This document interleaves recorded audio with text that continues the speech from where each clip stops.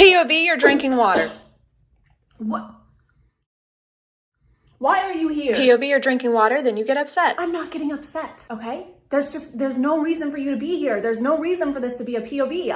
I'm getting... POV, you're drinking water and then get upset that you're in a POV drinking water. This is not an interesting POV, okay? The entire point of POVs is to have something entertaining happen. Stop. What are you gonna say? POV, you're getting water, then get upset that you're in a POV getting water, and then Nessie from the 2000 film Water Horse descends from above and crushes you. Oh, God.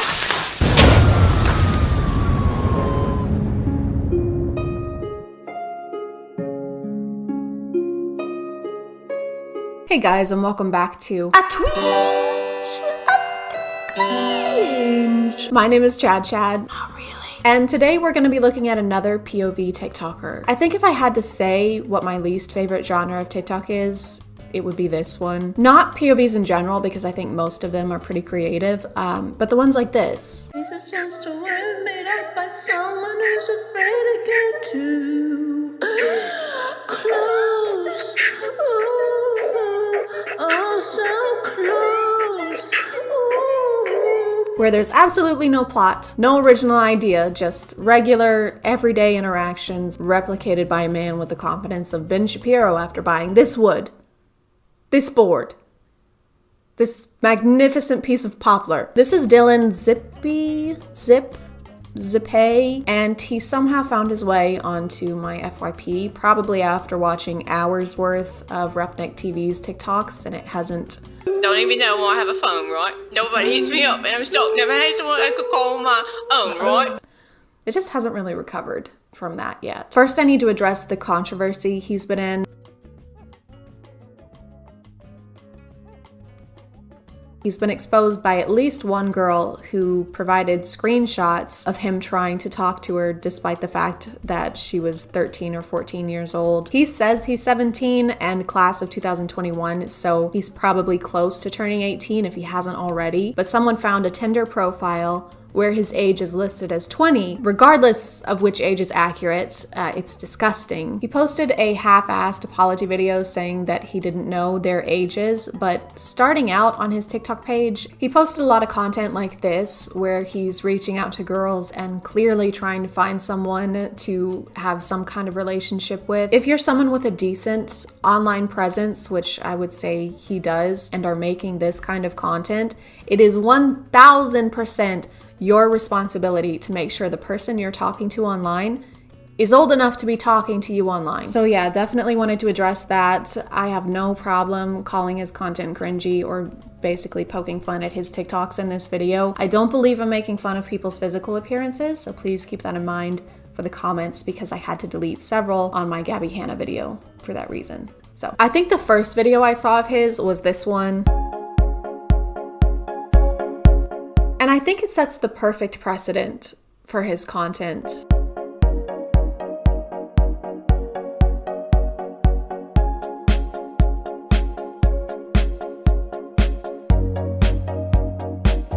We've got the holy trinity of fuckboy TikTokers all in one video. Relationship POVs, LED lights, and gaslighting women.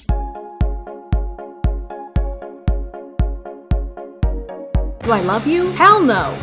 Why are you offended? I was just kidding. It was obviously a hilarious joke. God, why don't women have a sense of humor? Oh, Nana. What you done started? Oh, Nana. Why you gotta act so naughty? Oh, Nana. That's just a complicated way of telling us that you have a ball-busting fetish. Also, is your girlfriend Lady Dimitrescu? Because if not, that slap landed squarely in her face. I hear your heart beat to the beat of the drums. Doom, doom. Oh, what a shame that you came here with someone. It's a good thing TikTok is updating its max video lengths to 3 minutes, because it's gonna take you a lot longer than 15 seconds to break down the door like that.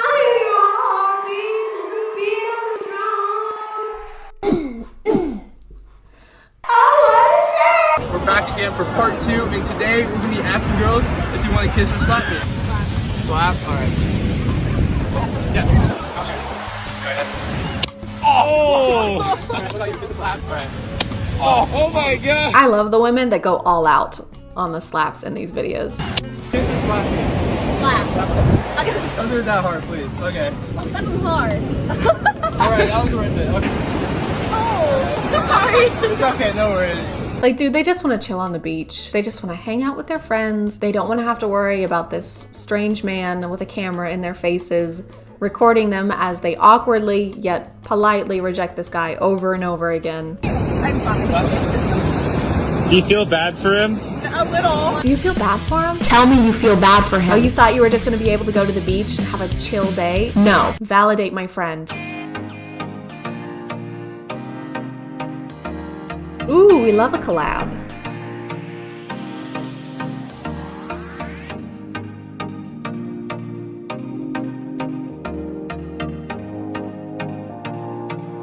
I love how laid back this confrontation is. Hey bro, did you sleep with my girl? Yeah bro, last week. Aw, for real? Yeah, she was fine as hell. Why would you say that to me? We did stuff together. Again, very unnecessary to say to me. I do not at all need to know how it went. Sexy stuff. Okay, well, I guess you trying to fight? Yeah, sure.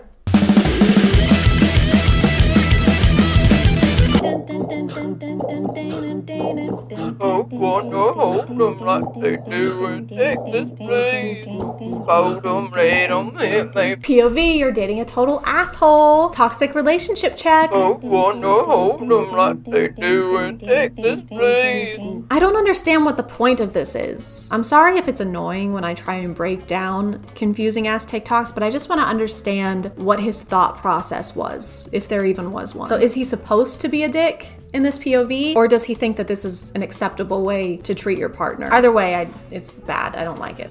And nothing happens in this. Why is this a TikTok? He's reacting as if he has some kind of aversion to games. Hey babe, I'm bored. Do you want to play some games? Jesus Christ, no! Are you insane? I mean, unless she's trying to play Monopoly, that would make this totally reasonable. Are you insane? After watching most of his TikToks, I tried to find him on other stuff and I could only find his Instagram account, and I wasn't expecting what I found there.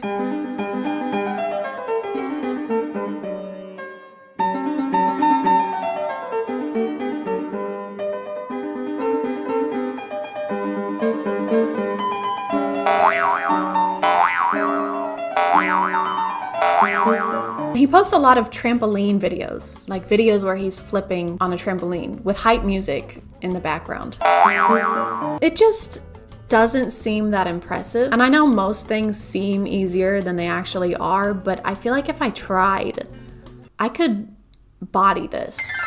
Okay guys, so I'm just walking around this random neighborhood because I don't know anyone who has a trampoline. In order to learn how to do the flips, I've got to find someone. Oh. Hold on. Excuse me, sir. Sir, wait. Sir, is that your trampoline? Who are you? Can you do flips Yes. on the trampoline? Yes. You can? Yes. Cool. Okay, listen. Look, I will pay you if you show me how to do a flip on the trampoline. Holding my wound. Give me your other hand. Oh, okay. What's your name, by the way? John. John? It's nice to meet you, Jerry. Other hand. Right. And that's not my name. What was it? John. Okay, it's nice to meet you, Garrett. That's not even a J. So, Garrett, would you say you're an expert flipper on the trampoline flipologist? No. Not at all. Look, I need them to think that you are actually good at this. Do you want me to lie? Yeah, that would be great. Thank you. But my parents always told me never to lie, and why would I start now? Because I am paying you, Garrett. This is clean. What are some of the... Oh, God. Oh. Okay. Easy. That looks super easy. I can do that. No problem. Ugh. It's disgusting. You live like this? I don't understand what I'm doing wrong, Gerald. I'm doing everything correctly. Ugh.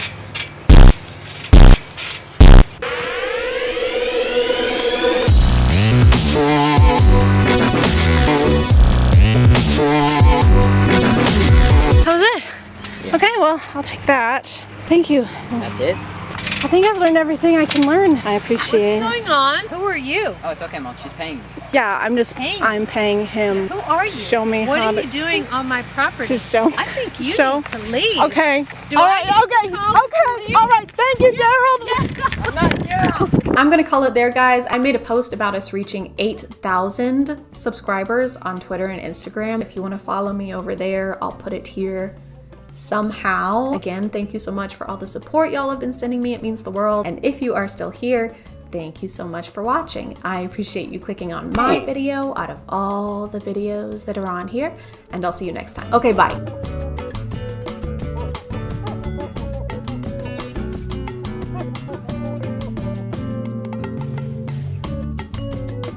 Hey guys, and welcome. Don't mind if I do. There he is. Get in here, big boy. Well. Well. A twinge of cringe. My name is ChadChad. And today we're doing sales training. We're gonna learn how to sail so freaking good. We're gonna weigh anchors, we're gonna hoist things, we're gonna poop on so many decks. I'm just kidding. What we're actually doing today is way more fun than that. We're gonna learn how to sell things to people who probably don't wanna be sold to. Heck yeah. And who better to teach us than the #1 salesman in the world, Andy Elliott. Andy is a world-renowned salesman who found a bunch of success in sales and now has courses so he can pass along his knowledge in the industry. On TikTok, he posts a lot of clips from his seminar, which is called The Master Closer, and that is referring to closing deals, not someone who gets off by leaving the room.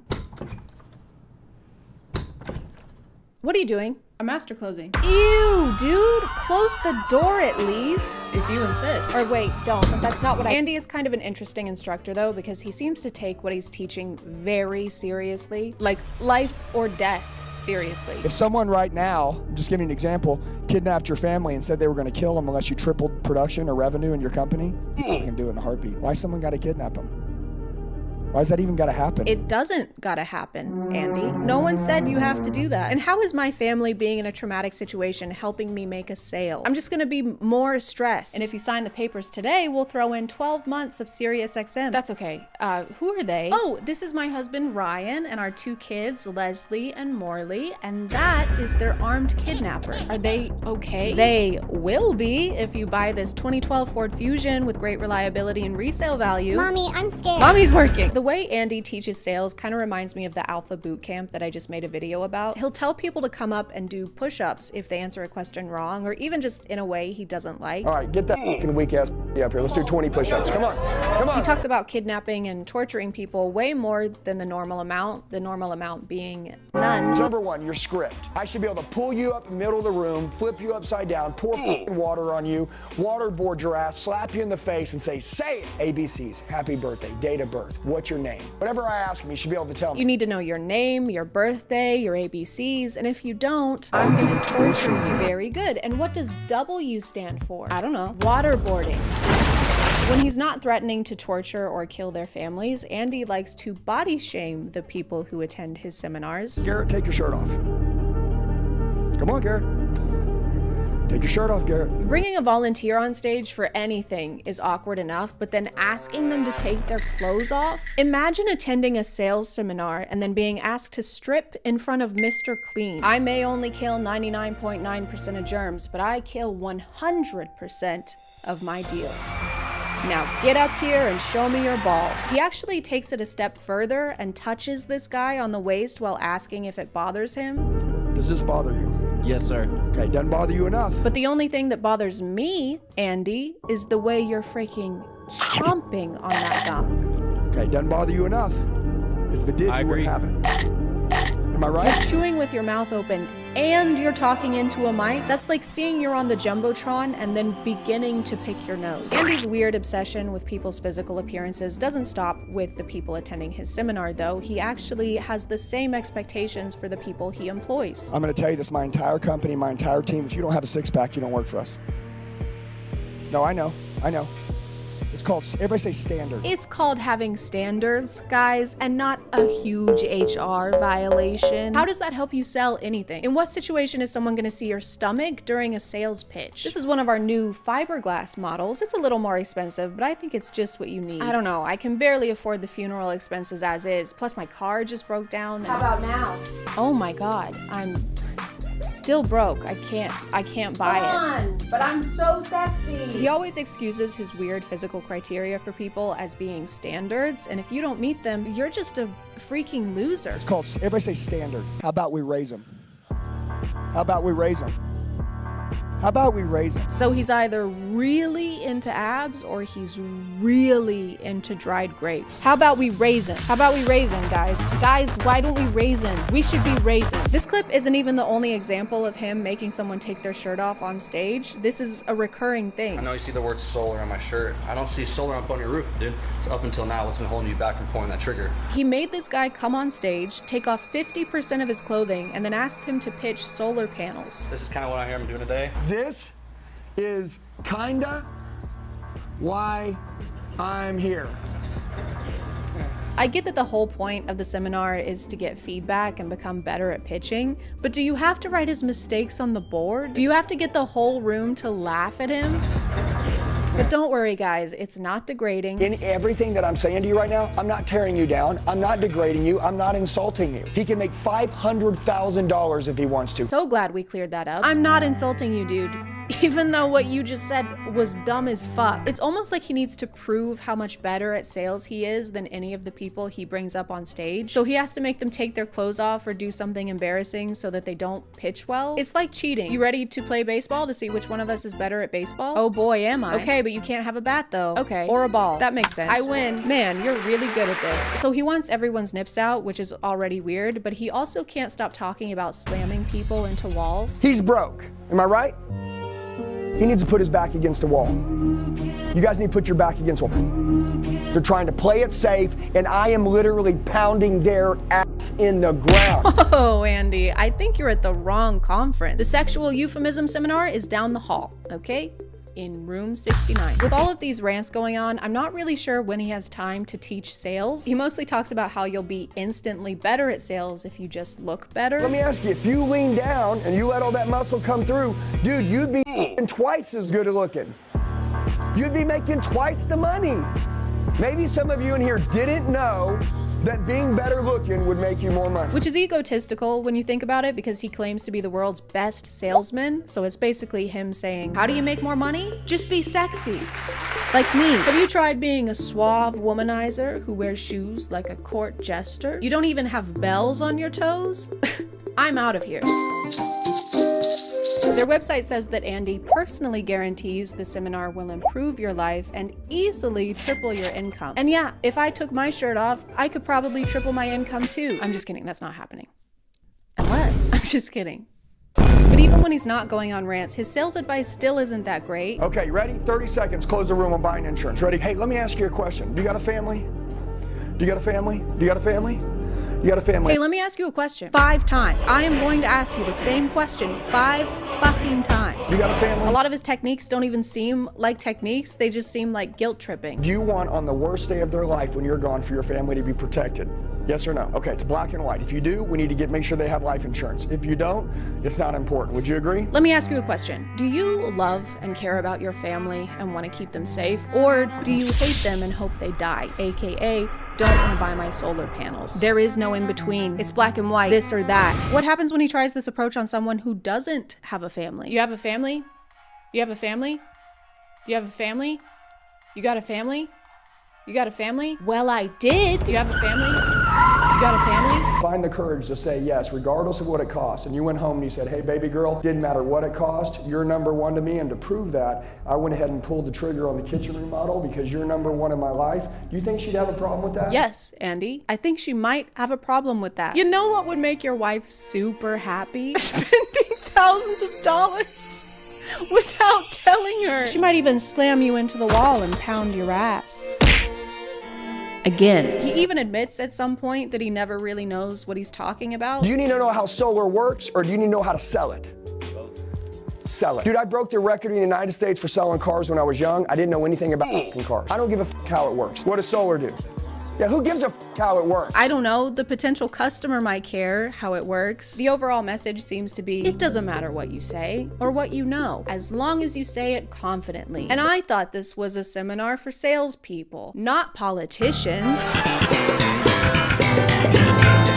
We know Andy creates unnecessary hypotheticals and makes people super uncomfortable on stage, but at least he's open to criticism. By the way, if I say something that offends any of you, it's because you're f***ing ego. You can die with that f***ing ego. You can die f***ing broke. Okay? Whoever's not with them, go f*** yourself. We don't need you. Man, I'm sorry, guys. I was about to say that it's possible to be a salesman and teach people how to pitch products without weird power trips or humiliating them based on their appearance, but I just realized that's my ego talking. Also, I'm poor and should probably die. You can die f***ing broke. I think this is all just a result of telling someone like this that they're the best at something too many times. It's kind of like Pinocchio, but instead of lying every time someone compliments him, his pants get a little bit tighter. To me, it seems like he gets off on the idea that he's better at sales than everyone in the room, which, yeah, that's why they're there. You can't rub your knowledge of something in the faces of people who are paying you to share it with them. You'd never see any other kind of teacher doing that. Can anyone answer this one for me? No? Josie? I'm not really sure. See, this is why you're all broke. We don't know how to solve that problem yet. You know what else you don't know how to solve yet? Being short. What? None of you have jobs, and I bet most of you still live with your parents. We're in kindergarten. I know how to solve this because I'm not a dumb little kid like you. That's why you're the teacher. Everyone point and laugh at Josie. Do it. I can't even count to 5. Hey guys, look, this is Josie. What an idiot. I'm so much smarter than you. I'm gonna call it there, guys. Thank you for subscribing, and if you are still here, thank you so much for watching. I appreciate you clicking on my video out of all the videos that are on here, and I'll see you next. Thank you, love you, bye.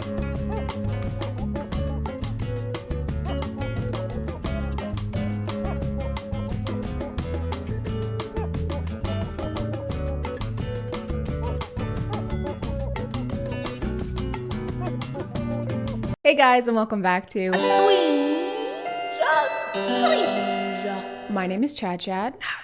And it's been really cold and gloomy, and I'm tired of winter. I needed some greenery. And as I was viciously scrubbing green hair dye from my ears last night, I was thinking, you know what we haven't done in a while is watch some premium POV content. So we're gonna watch some of those today because they always seem to make me feel a lot better. Not really. I found this page, and this is the self-proclaimed Spider-Man of POVs with some romance sprinkled throughout.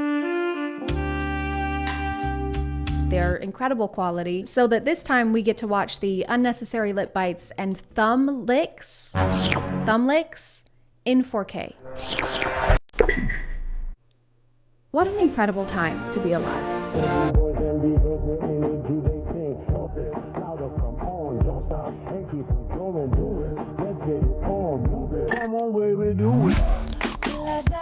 This is the video that led me to finding this page, and there are no laws specifically, I don't think, against whatever this behavior is, but there absolutely should be. This girl is just trying to reach her plain vanilla yogurt, and this guy falls to his knees next to her and stares at her like he's about to practice making out with himself in a mirror. Why does he smirk for hours after being pushed to the ground? Is he proud of what he's done, or is he embarrassed of what he's done? Why is he wearing handcuffs as a fashion accessory? We may never know. He did steal her pads though. He picked them up, but he never actually gave them back. He was too busy making the eggs behind him wish they'd never been born.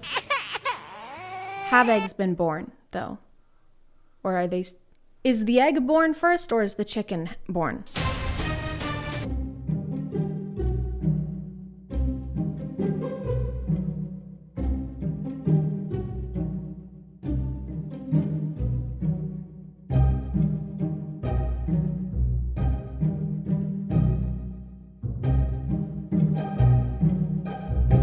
So this first POV seems to be a kind of tutorial on how to cheat on a test. So all you're gonna need is a classroom with only 2 students and an eraser riddled with toe jam. The teacher's paying super close attention, obviously, which is why he can't just hand it to his friend. Instead, he has to take off one shoe and then disappear behind his desk for nothing too conspicuous, just like 5 minutes, and then reappear and nod to his friend. Way less conspicuous, and you now have a fungal infection as well. He also ends up having to step on top of the shoe and super nonchalantly drag it across the floor, and the teacher still doesn't notice. So it's a very successful tutorial. I don't know if it would still work if the test was not multiple choice. Dude, hey, What'd you get for question 2? You mean the essay question? Hey, no talking. Come on, dude, please help me out. Here you go. Hey, you two, stop conversing. That's a good one. That's good. That's funny. No, I'm giving you both an F.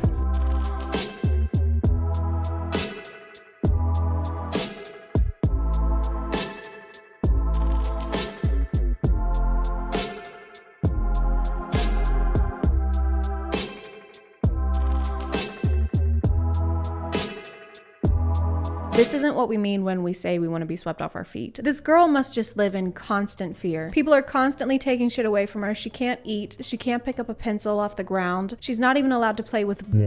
What is the point of suspending her in the air anyway? It's not like they have a huge height difference. It's a lot of work for her to just be barely hovering above the ground. I've always wanted to share a truly passionate kiss. There's just something so romantic about staring deeply into each other's eyes while surrounded by the stars and Cinnamon Toast Crunch.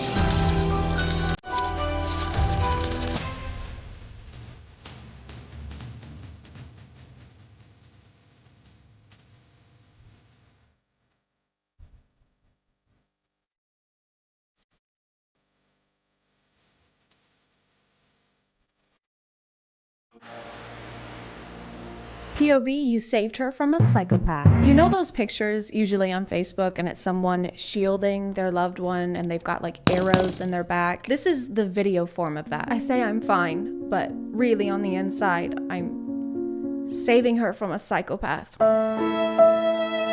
Let's give them the benefit of the doubt, okay? And let's say that they can't move because their grip on the knife is just too strong. She has both hands free. She could go anywhere. She could call the police. She could find something to fight back with, but instead she chooses to just stand there and look mildly concerned. She even looks bored sometimes, which I probably would too. We don't know how long they've been standing here like this. Bethany, I've been stabbed.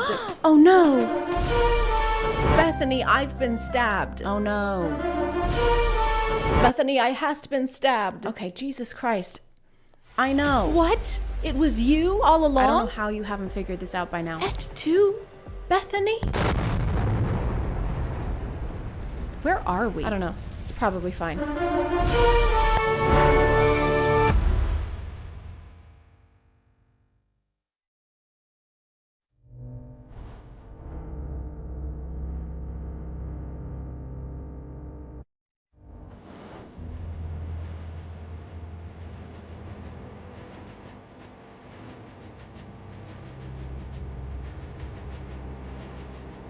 So this girl is getting bullied again, some more, but thankfully Spider-Man stopped his NASCAR race in time to help out. I love the fact that Spider-Man revealed his suit just to do this, because then it's like he's been waiting for someone just to even steal a pack of gum so he can reveal his secret identity to the world. Pro tip, you actually don't have to be a superhero to stand up for someone who's getting bullied.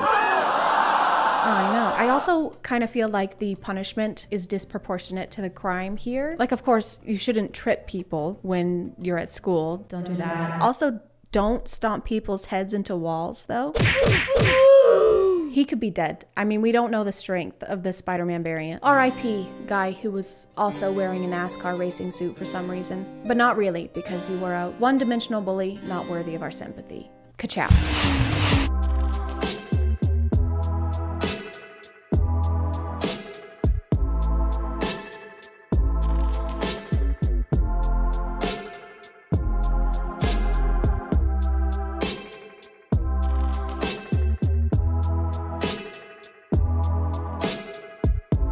Yeah, don't even think about giving the popular girl homemade sewing kit cookies. Loser. She's way out of your league. Do girls only like pretty guys? The only way she would ever actually like me is if I didn't have to wear these doggone lensless glasses that somehow alter my entire appearance. Can we stop this trope in 2022? People with glasses are hot, okay? We have Velma, Milo James Thatch, Dwight Schrute, Edna Mode. Also, what is it with you guys and not wearing your shoes in class? They're just not allowed to wear shoes in class anymore because the teacher finally figured out how they were cheating.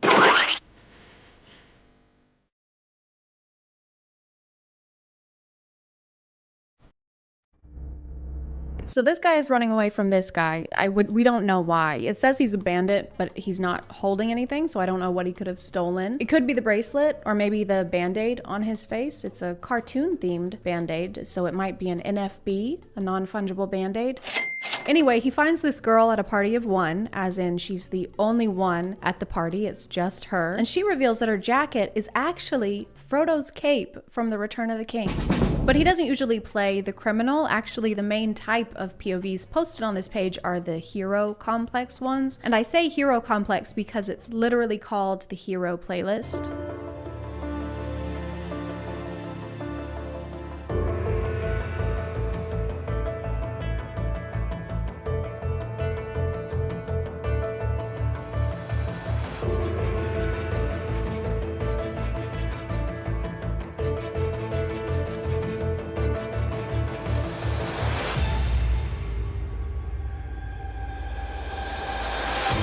The quiet kid got tired of being bullied and decided to take revenge. But don't worry, guys, I stopped him.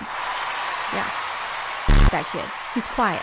We hate him. I don't know if you can call yourself the hero in this scenario, but at least he actually does something in this POV, because there are several, as we've seen, where he saves the day by just smoldering. Only smoldering. He doesn't even have to speak a single word to send fear down the spines of bullied children. And there's always red and blue flashing lights in these for ambience, I guess, even though that would mean that the police were already on the scene. I guess they just couldn't handle it. They had to call in the hero so that he could smirk the villain to death.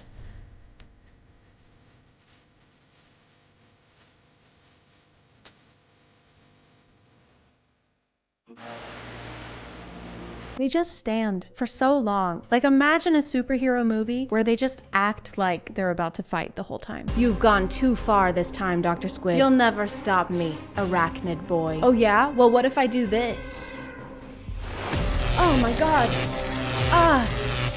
No, I don't feel anything. Really? I mean, there's a slight burn, but I recently got a UTI, so I think it's probably just residual. Those are rough. I'm sorry, man. It's okay. Do you want to do this tomorrow? Be perfect, actually. Let me just grab my death ray. Megan Josephine, we'll see you tomorrow. Oh yeah, I serve literally no other function to the plot, so that's fine. Okay, bye, Megan. Okay, y'all have fun. Hey, you want to go get Froyo? Bye. Oh my god, yes. I love Froyo. Oh wait, guys. I like the orange, but they got rid of it. Really? And now they just have cookies and cream. Well, they also kind of feel like you should be eating citrus right now, right?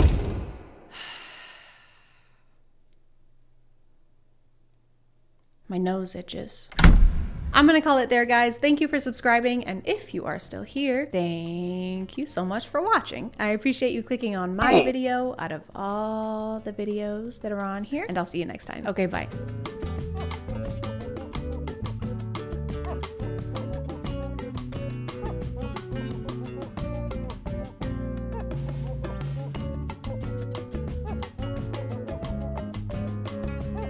Hey guys, have you ever wondered what Love Island would be like if instead of an island, it was on a farm, and instead of doing nothing all day, they were picking up cow poop with their bare hands? Well, someone did, because this show exists. I've been watching a lot of reality TV lately because my body is like a Nature Valley bar in the bottom of your purse, falling apart and inedible. Unless you're like really brave. I watched the last season of Love Island. I watched Temptation Island. It's always on an island. I don't know why it can't be anywhere else, like a lagoon, since they're always lagooning. But the one I want to talk to y'all about is Farmer Wants a Wife. Farmer Wants a Wife is a reality TV show about astronauts who want a divorce. Just kidding, you know what it's about. It's literally in the title. It literally explains it. The show technically has been around since 2007, since it has a lot of variations in other countries, like Australia. That's a country, for example. But the US version actually just started in 2023, and just like everything else in this country, it's a fucking disaster. The problem that this show seeks to solve is how difficult it is for farmers to find someone to date. Is my life. They highlight how remote these farmers are and how much that limits their options, because it's not like they can date the pigs.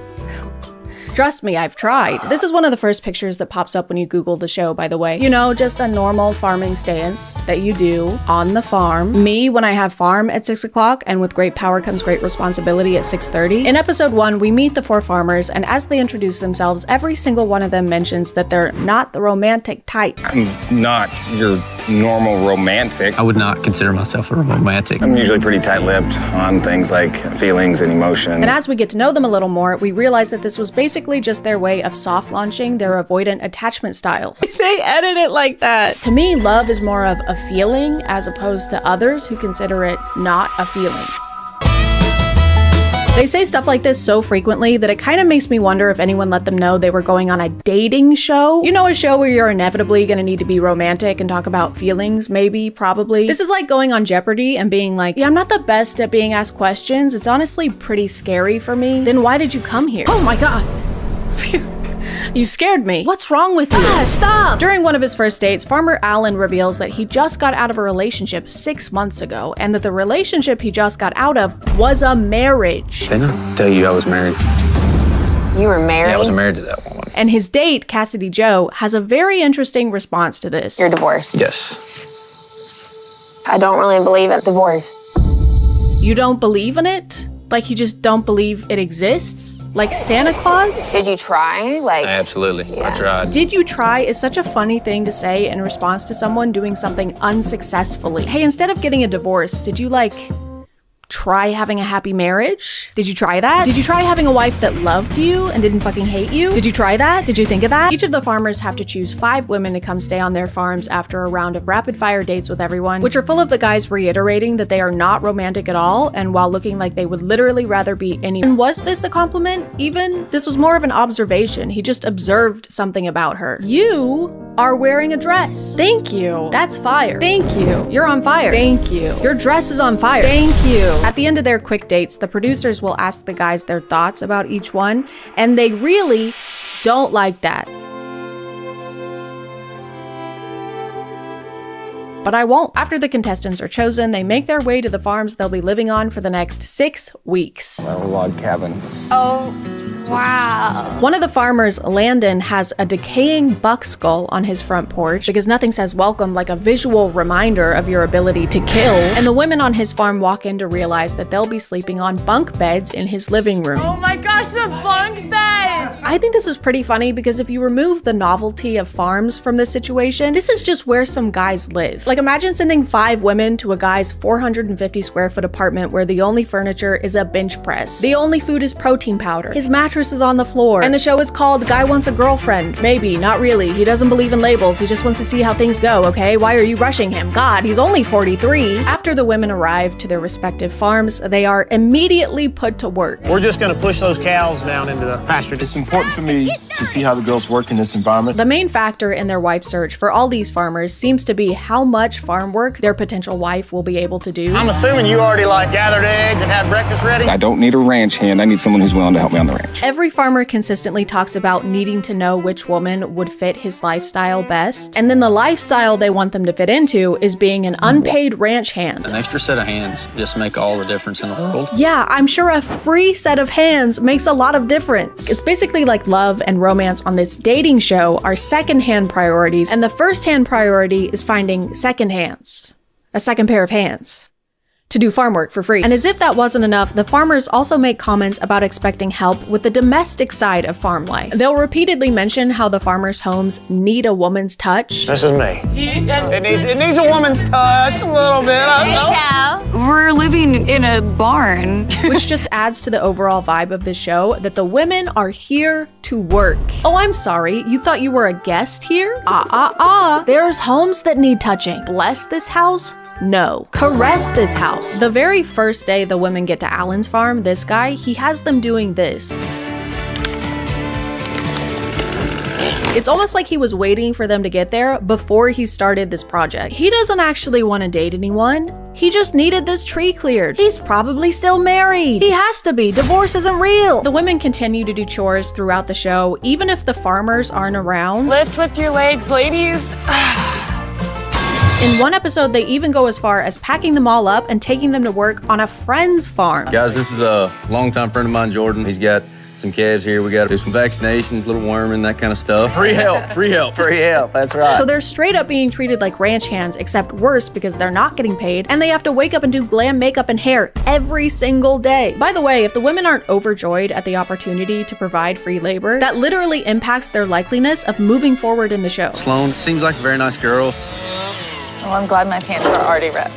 But she really didn't necessarily jump in there head first. Yeah, so Sloane actually didn't jump headfirst into a task she's unfamiliar with. She actually didn't smile enough while working for me for free. Something must be wrong with her. It seems less like Alan was expecting 5 women looking for love on his farm and more like he was expecting 5 Paul Bunyans. It just doesn't make sense because the entire entertaining appeal of this show is that it's a bunch of city girls trying out life on the farm. But then the farmers are upset when they don't immediately know how to farm? Huh? Me when I take a fish out of water and then ask it to chop down a tree? Farmer Alan saying this about Sloane is especially unfair considering how willing to help she actually was. So fun. But it's okay, don't worry, things ultimately work out because he kicks her off the farm. I just don't feel that connection between us. I think it's time to send you home. And that's actually for the best because she deserves better. The women on Ryan's farm, this guy, spend their first evening there cooking an entire meal for everyone. I think I should slice up some grapes and pop them in here. Yeah, I think that'd be a nice touch. You know, you may have to spend hours mending a broken fence on the farm, but at least at the end of the day, you still have to cook a meal for a man you don't know. Later on in the show, they actually prep food, arrange tables, and set out all the dishes so that Ryan's friends can come hang out while he does this. This has the same energy as those guys who find random tasks to do so they don't have to help their wife clean when they have people coming over. Babe, I would help you mop the floors, but I have to repave the cul-de-sac. You want me to help cook? Seriously? You're seriously asking me that right now when there are bike chains in the garage that need lubricating. Wow, you know what? You're a real bitch. Something else that really bothered me about this dating show was how little the producers actually planned dates. The show sets up one-on-one dates for each of the farmers once every 2 weeks, okay? The show is 6 weeks long, okay? There are 5 women on each farm, okay? 6 divided by 2 is 3, okay? And 3 does not equal 5.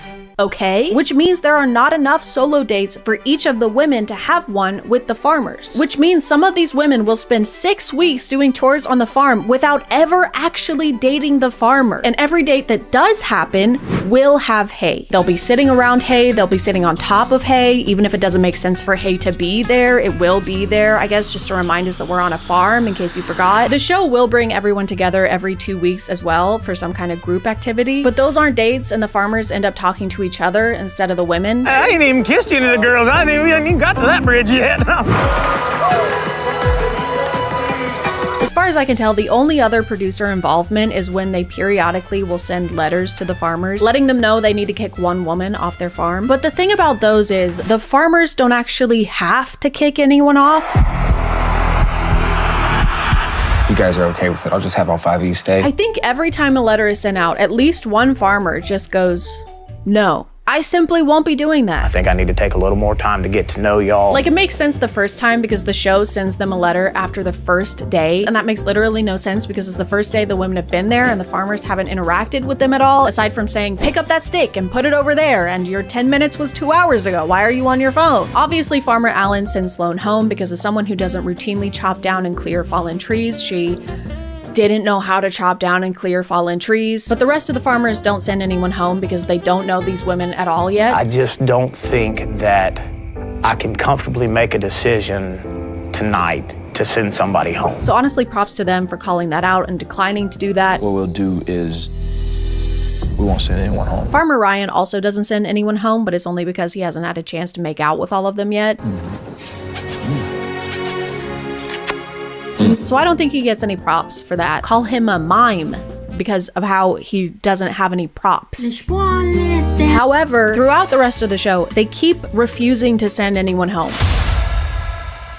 I just can't send anybody home tonight. I would like for you all to stay another week. And while I do think that was a reasonable response the first time, it's also kind of crazy that they're allowed to do that. If you agree to go onto a TV show that has a format and established rules, that doesn't really feel like something you're allowed to opt out of. Like, what do you mean the participants of the show don't have to participate in the show? There's literally no stakes if they're allowed to just not do that.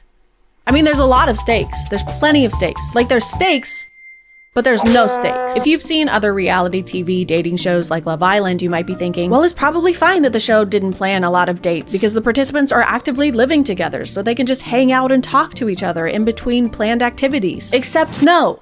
No, they apparently can't. Our ladies have something else on their minds. one-on-one time, a one-on-one time, a one-on-one, alone time, one-on-one time. One of the most recurrent complaints from the women on every farm by far is that the farmers are not talking to them. What I'm hoping next is that I do get some one-on-one time. I'd really love to get a little bit more attention from him. I really haven't got a chance to sit down and talk to him. I need stuff to make me feel comfortable, and that is like being able to pull me one-on-one. We have had absolutely no one-on-one time. So I haven't had a lot of one-on-one time with Alan. To the point that the host of the show literally has to intervene. I have not gotten to speak to him at all. The host finds out that Ashley, this woman, has not spoken to Farmer Hunter since their initial 3-minute speed date, and that was 3 weeks ago. The host immediately pulls the guys to the side to have a chat with them. Hey, gentlemen, come over. Let's have a sidebar. And basically has to be like, hey, you guys are gonna have to talk to the women on your farm. You can't marry them without talking to them first. That's a different dating show. You're in the wrong one for that. It feels like the show was assuming the farmers would take initiative and try to get to know the women, and the farmers assumed the show would make them get to know the women. So they were kind of just passing the buck around back and forth, the decomposing one. The more time the women are there, the more apparent it becomes that they're barely interacting with the farmers at all in between the planned dates.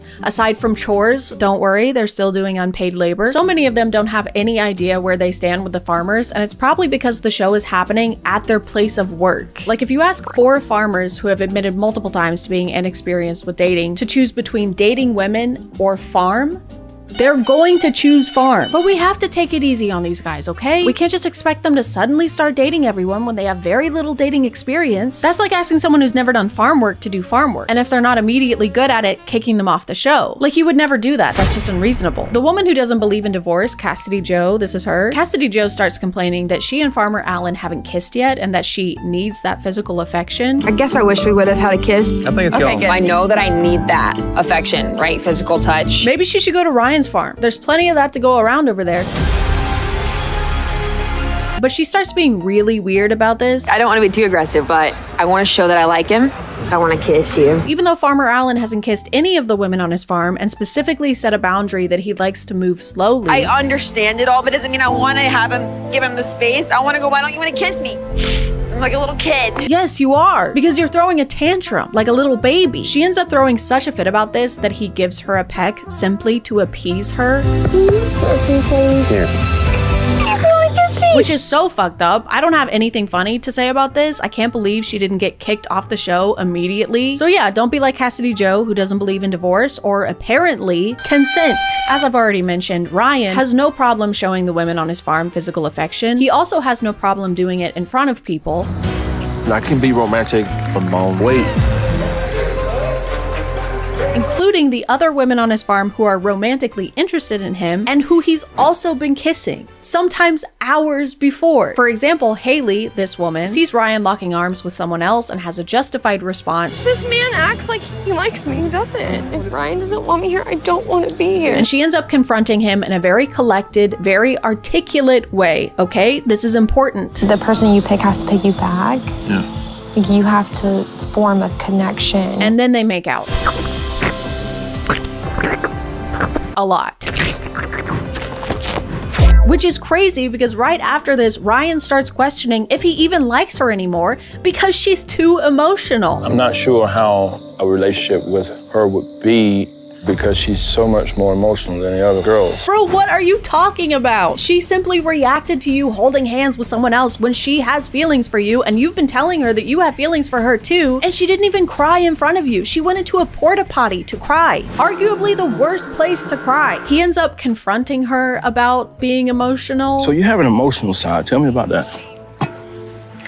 Hello? The fact that he's doing this while she's helping him clean up horse shit is so crazy. Hey, I've noticed you have reactions to my actions. Would you say you're a whiny bitch-ass baby? Also, can you cover for Sarah tomorrow? She's gonna be busy making out with me. So the next time the show sends an elimination letter, instead of just ignoring it, which everyone has still been doing by the way, he sends her home. Haley, I think you're gonna have to go home. I feel that we may have a disconnect, you know, with who I am as a person and who you are. I think we may just have a disconnect with who I am, normal, and who you are, a whiny bitch-ass baby. And I literally can't make this up, guys. He starts crying while he's kicking her off the show for crying. It's okay, don't be upset. So it's actually great that he's been kissing everyone and getting a lot of practice with that, so that he knows how to kiss my ass. As the show gets closer to the finale, each farmer is down to 2 women. Yes, they actually did start making them kick people off. And to help them make their final decisions, the farmers get to meet the women's families, which is where it becomes very apparent that over the last nearly 6 weeks, they have learned nothing about answer this question, and doesn't. They just awkwardly move on to less touchy subjects, like their age gap. And she's 23. There's an age gap there. She's an old 23. Ma'am, what does that mean? That makes no sense. That means nothing. Hey, can I rent this car? I'm 18. No, you have to be 25. But what if I'm an old 18? You still can't rent the car. Oh. Here's a gun though. Yay! The show also likes to make it a huge deal anytime one of the women, I might like to live close to my family. And I think I would maybe like to see my friends sometimes. For some reason, the implication of this show seems to be that wife is someone who gives up everything in her life forever, but there's zero expectation for the farmers to alter their lives in any way. It's exclusively the women being expected to change everything, move to the farm, work there for free, and never leave again.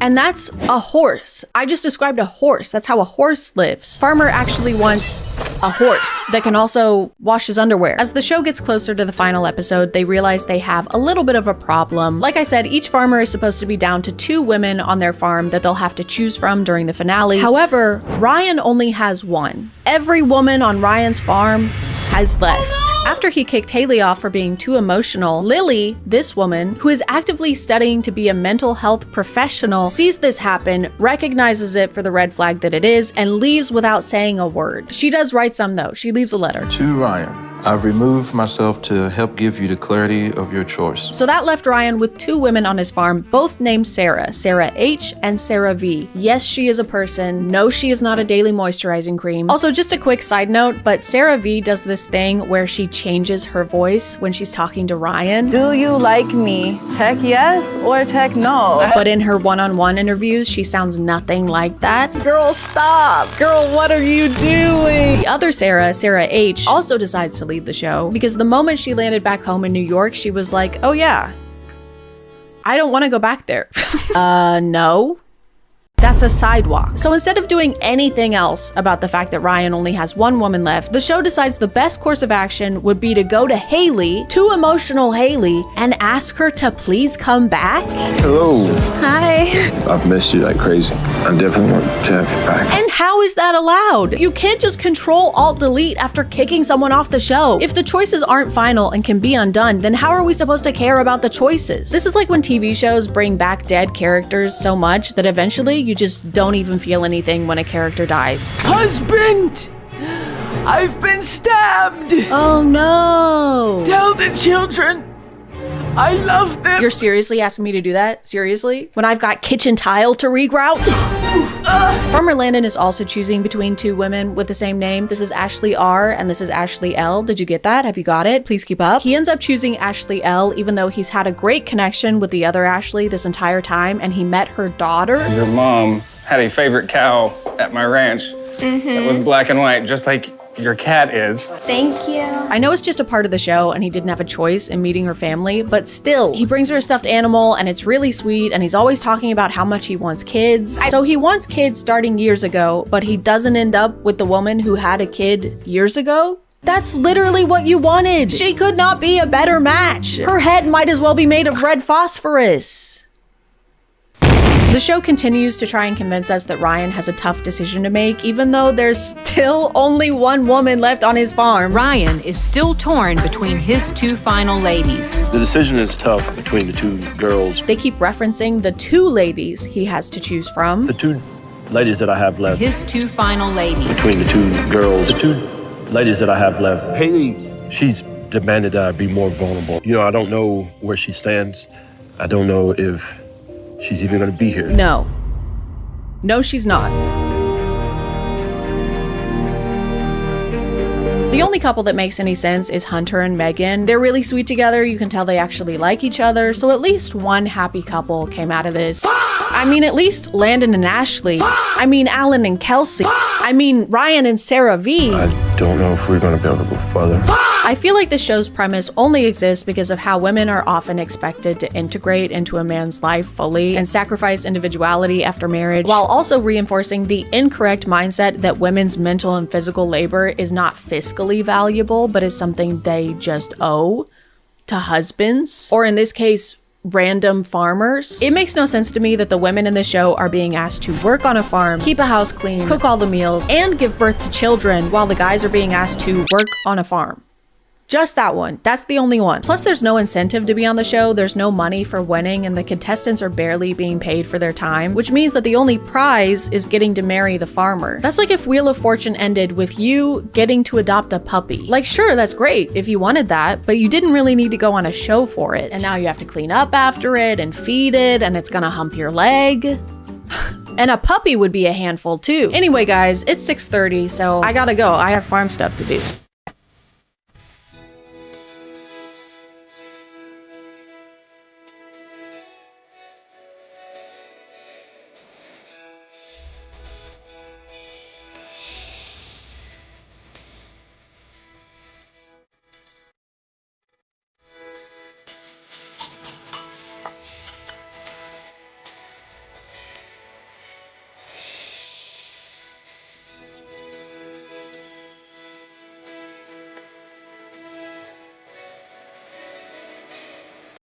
Water, one of the most vital resources on the planet, something that we can't live without, and something that momfluencers can't bear the taste of without 2 pounds of powdered pineapple Fanta mix and heart-shaped ice cubes made of pink lemonade. So it makes sense that something as important as water, something of this magnitude, deserves to be carried in a vessel of the same importance. Something sturdy, something cute, something that retails for up to $60 before tax. So when Stanley Cups started blowing up online, we found that vessel.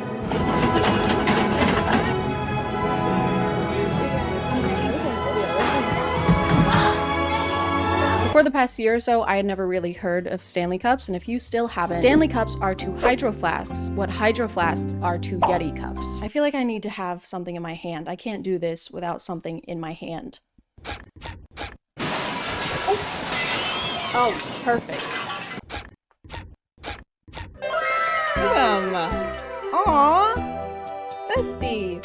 Every few years or so, there's a new water bottle brand that everybody wants for Christmas, and if you don't have it, you're a loser. Oh, so you just want to drink water and you don't care about how on trend the container holding it is? That is so thirsty. Like all the brands before, Stanley makes water bottles, but their bottles have a little handle on the side, a little thing to grip, so that you can finally handle the grippy. But what people can't handle is Stanley's Valentine's Day collaboration with the poo-poo head company known as Starbucks. The limited edition cups were hot pink instead of Stanley's usual collection, which only has light pink, and we don't want that. We want our grippies hot and pink. To put it simply, people have been losing their gourds over these cups. The release of these cups was like Black Friday for people who know all the lyrics to Lavender Haze. This was the most chaotic thing to happen in like 2 days, which isn't a long time, but this year has been crazy, okay? Gypsy Rose's husband has a big dick. And that's something I know now. There were literally people camping out in Target parking lots at 3, 4 in the morning just waiting for them to open so that they could storm the display like they were in the battle at Helm's Deep. There was one person who fell mid-sprint and no one even checked on her. No one cared. They all just turned on her. One of you will betray me come the morn. No. We would never do that. I would never ever do that for only 30 pieces of silver and a hot pink Stanley Cup.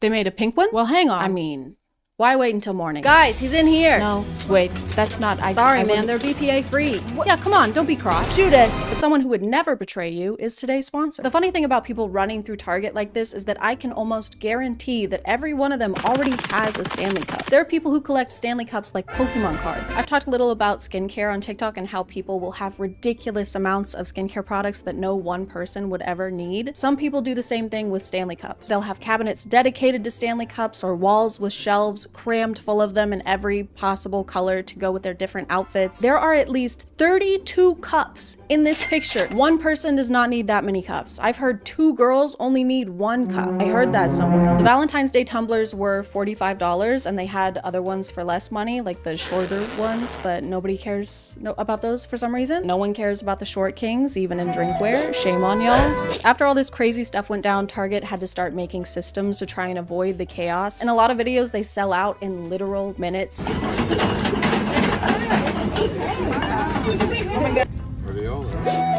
People were grabbing them so quickly that they had to start enforcing a 2 per person limit on the cups. Some Targets were apparently even handing out tickets to the lines in front of Target. How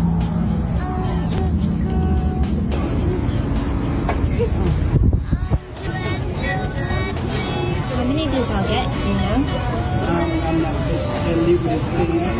And if you didn't get handed a ticket, you can't buy a cup. Like, there's no point in you even going to the display if you don't have this ticket. You basically have to win the lottery to buy one of these cups. Actually, it's not even like winning the lottery. It's like having to win a lottery just to be able to buy a ticket to win the lottery. Hey man, how's it going? Can I get the Powerball? You got a ticket? Not yet. No, it's the Powerball. You gotta have a ticket to buy a ticket, okay? I don't care how powerful your balls are. Some stores had cops guarding the display, and you might be thinking that's kind of overkill. It's not like anyone's doing anything illegal.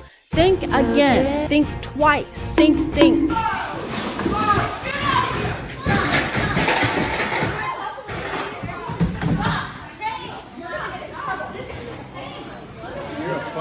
This guy grabs an entire box from behind the counter, which is crazy. I don't care about Starbucks or Target, but don't stress out the employees. They're already over your shit without you doing anything illegal. You're legally a pain in the ass. But then these people body slam and tackle him. Stop him! Stop him!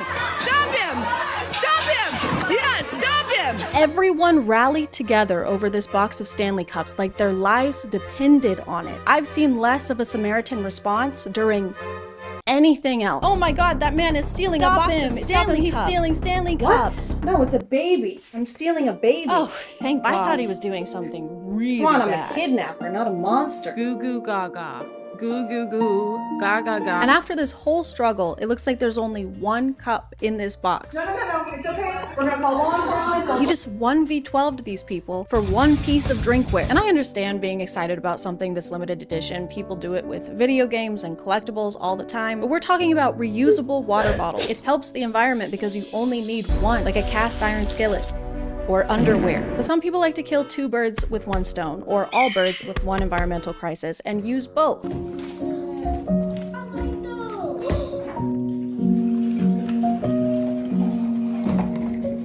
On the bright side, this is more efficient. This way, the plastic will end up in the ocean faster. Time is money. Money is Stanley Cups. My leg itches and my hand is sweaty. This is just insulting, because if you're gonna use plastic water bottles, at least use them. The environmental impact can't be for naught.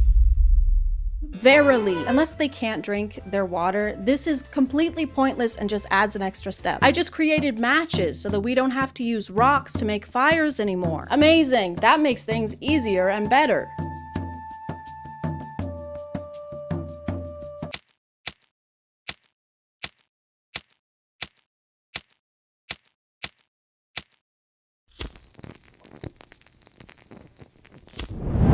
That was way easy. So convenient, right? I know they want the aesthetic, so that's why they have to pour the water into the Stanley, but it's also so they can use the Stanley bowl attachment thing.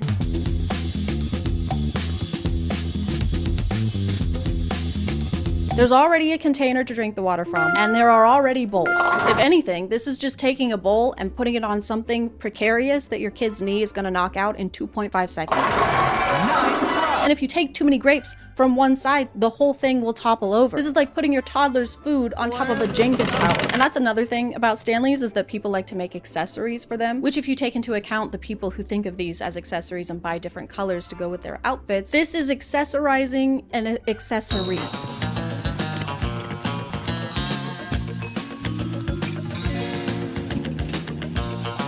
You can accessorize your Stanley with a little tiny Stanley. This is for when your friend who is a mouse is a little parched. You can give it to him, but do not, for the love of God, do not give him a cookie. Don't even get me fucking started. There's also the Amazon must-have TikTok specifically for Stanley cups. Amazon Stanley must-haves. First up is this silicone boot that serves as a cushion cover for the bottom. It comes in 2 sizes for the 30-ounce or 40-ounce with a custom fit that helps prevent dents and scratches. She says it's to prevent dents and scratches, but are these denting surfaces when you set them down? No wonder they're so expensive. They're made out of vibranium. He's right behind me, isn't he?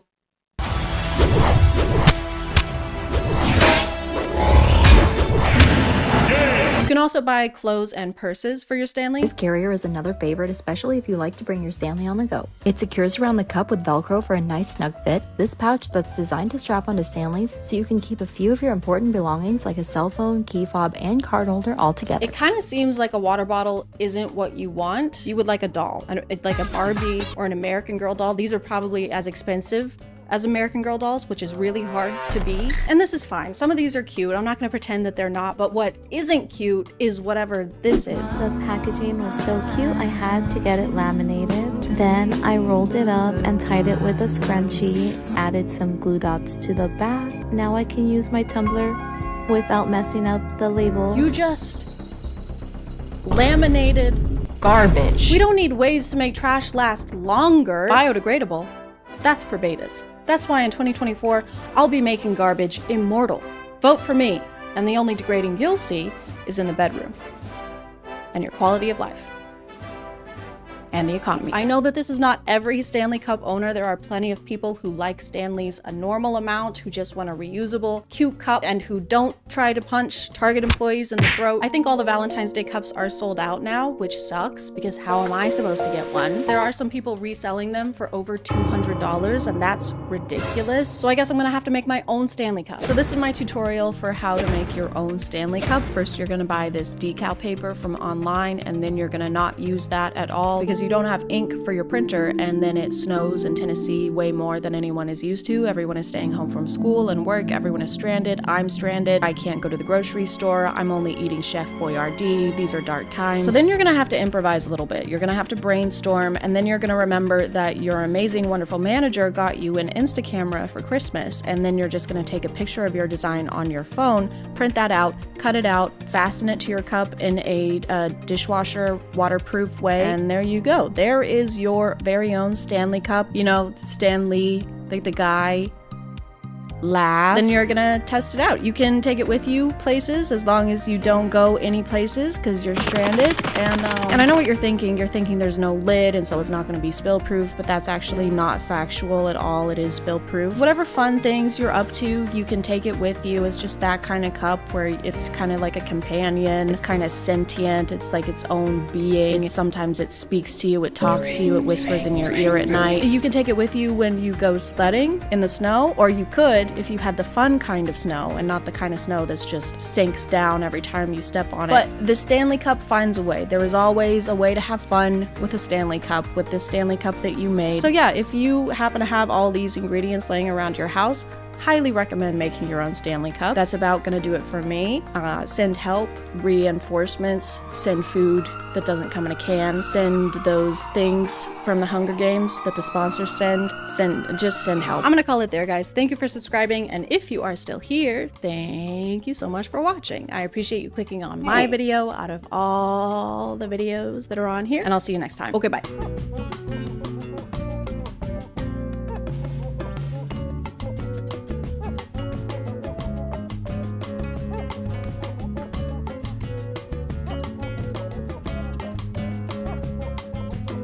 Hello. Today I will be learning how to box from a very special guest, Jake Paul. Jake, why don't you say hi? Hey ChadChad, it's an honor to be here. Well, Jake, it's an honor to have you here. Why don't you tell us a little bit about what we're going to be doing today? Sure, well first I'll be showing you a little strategy I found to be very successful in winning fights. If done correctly, it has a 100% success rate. That's incredible, Jake. That's an amazing achievement so early on. It is. In your career. Congratulations. Thank you. Yeah, thank you. It really is. Okay, well, I guess I'm ready whenever you are.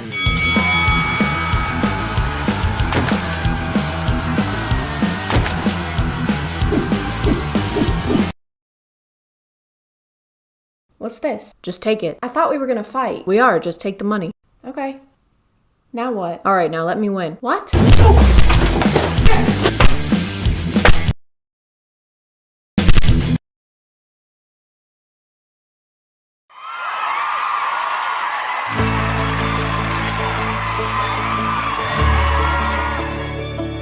Hey guys, and welcome back to A Twinge of Cringe. My name is ChadChad. Not really. And today we're going to be taking a look into the appalling world of Jake and Logan. I'm sorry, I promise I have better jokes in this video. I'm filming this after getting my second dose of the vaccine bay, so please keep that in mind when you're passing judgment on my puns. Also, go get vaccinated. It's easy, it's quick, and why would you pass up on the once-in-a-lifetime opportunity of actually getting something for free in America? I think if you're on the internet, you have at least some knowledge of Logan and Jake, whether it be voluntarily or against your will. If you're like me, it's the latter. Most of what I learn about them is through news articles, because if there was an award for YouTubers most in the news for doing bad things on both a YouTube and real world standard, they would get it. They would get the award for that. Hey, will you take a picture with me? Sure. I'm not kissing you. Like two very problematic grapes departing from their cluster, Jake and Logan came from Vine, and with the YouTube platform just waiting to be Concord, enough! They made their way into internet infamy. Where's all my middle schoolers at? Oh my god, they're self-aware. Elementary school? Oh my god, they're so self-aware! One of the first things I heard about them after Vine shut down was during that era on YouTube when almost every channel was reacting to the music video It's Everyday Bro, which had more flow than a Progressive commercial and was posted 4 years ago. 4 years. 4. There were so many videos posted about it that I don't think there's anything left for me to contribute in 2021. So I'm gonna move on to their more current content. Jake is obviously a professional boxer. You know, his brother is a lot more talented, has a larger following. Those type of things. You literally, that's like calling Kylie Jenner Kendall Jenner. Like, doesn't matter, still a compliment. You ever whoop your ass when you were the little brother? That was a question, Jake. You're supposed to respond. I just don't care about your questions. 50 people want him to win, 50 people want him to lose, and I was shocked because it's got to be like 90-10. Pretty amazing how many people don't like you. I actually kind of find it pretty impressive, your ability to be disliked. Dylan wouldn't sign a contract. Well, I'm trying to wait for you to stop talking. Okay. Bro, you were 36. So a lot of his content is related to that. But there is this. This was posted end of last year. And this looks good. I bet it's great. Ladies and gentlemen, thank you all for coming tonight. Let's give it up! Welcome to the first annual training camp talent show! Hi, I'm D-Cut, and I reside from Los Angeles, California, and tonight I will be showing you guys some of my great tricks. It is going to be called the Ice Hole Challenge. I'm going to squeeze ice in my hand, and when I open my hand, it will not be there. So you mean like you're going to hold an ice cube until it melts, and that's your talent? Amaze the woman. We have to retreat. The aliens are too strong. We're losing a lot of people. Don't worry, okay? We still have Melt-A-Cube. Hey, I'm Melt-A-Cube. What the hell is he gonna do? Well, I think it's pretty self-explanatory, Llama Girl. He's gonna melt a cube, watch. Yeah, so I just... Oh no, they have Melt-A-Cube, guys, we gotta go. Oh my god, it's working, they're running away. Thank you guys very much, thank you guys so much. Sit down, sit down. The haters will be there. It's on, it's on. What are these cuts? Like, I guess they add to the video if you're trying to make it more comical. I would like to place emphasis on the word trying, but after a while they just get obnoxious. I feel like I can't really show the rest of this video just because of the pure amount of ass in it. He takes pictures with an ass to promote his new music video, and then he eats eggs off of an ass. But I can pretty much sum it up for you. Hey guys, today we're gonna be filming a music video. I'm gonna be taking pictures with an ass in my face, and then I'm gonna be doing fight stuff. Be sure to buy my merch, by the way. We have phone cases, sweatshirts, t-shirts. Please, for the love of God, buy my merch. All my videos get demonetized, and I don't know why. Logan's recent content seems to be much more bearable. He has that new podcast, and he's also doing the fighting thing. I'll answer the Muhammad Ali question. George Foreman. If you tell me what 7 times 8 is. Why are we still here? You can't do math. I've made a severe and continuous lack of my judgment.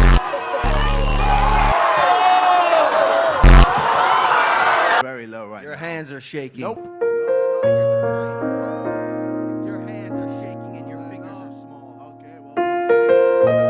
That probably has something to do with him getting a new PR team and or manager after a little something that happened in 2018 that rhymes with ilming a lead dotty. I've made a severe and continuous lapse in my judgment. In more recent controversies, Jake and his squad were seen looting a mall in the midst of last year's protests, where Jake is on video saying, "Hey yo, give me a free cologne." He was charged with criminal trespass, but it got dropped, which in the world of a wealthy white man with a huge social media following probably just means that. But let's talk about the incident that just happened and actually inspired this video.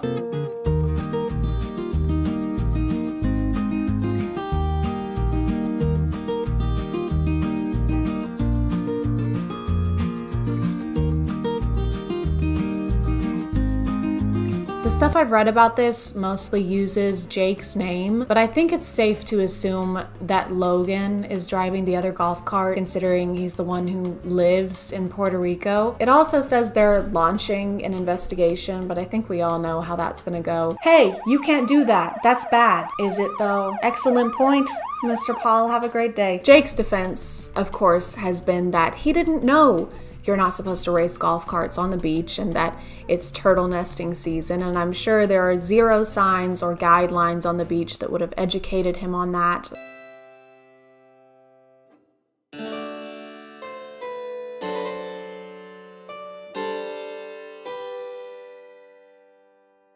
Order in the court. I said order in the court. Jared, on the charge of homicide, how do you plead? I'm not guilty, Your Honor. Jared, there's a video of you committing homicide against Mr. Douglas. Well, yes, but Your Honor, you see, I didn't know that you're not supposed to commit homicide. Be that as it may, Jared, there was a sign next to Mr. Douglas clearly stating not to kill him.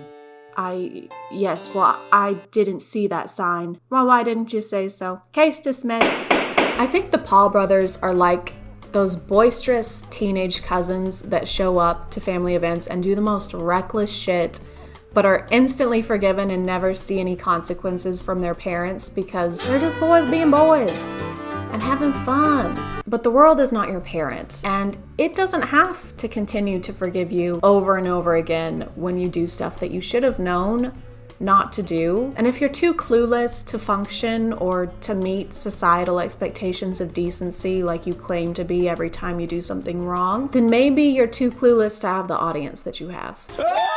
I'm gonna call it there, guys. Thank you for subscribing, and if you are still here, thank you so much for watching. I appreciate you clicking on my video out of all the videos that are on here, and I'll see you next time. Okay, bye.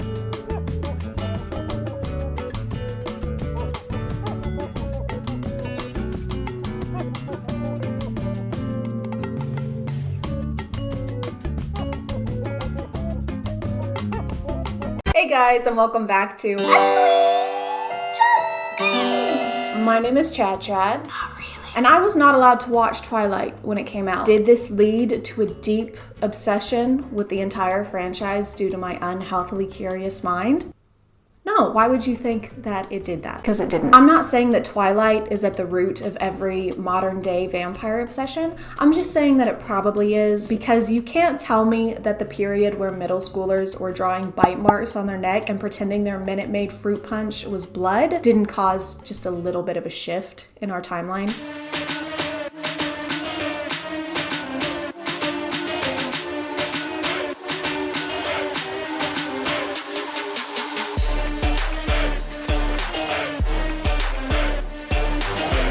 Rule number 1 of TikTok vampires: if your girlfriend has injured herself, do not show concern at all. Oh, also smirk. That's not just like vampire TikToks, that's just TikTok in general. Smirk at everything. A girlfriend breaking up with you, failing a class, parents in the hospital.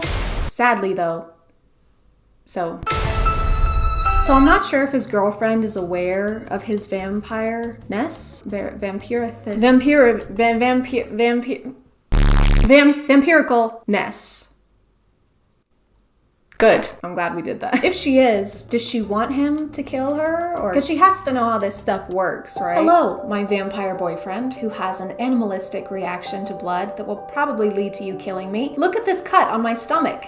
It has blood. I've taken note of the blood on your stomach and you are correct. I will now be killing you. As long as your smirk is the last thing I look upon, I die a contented woman.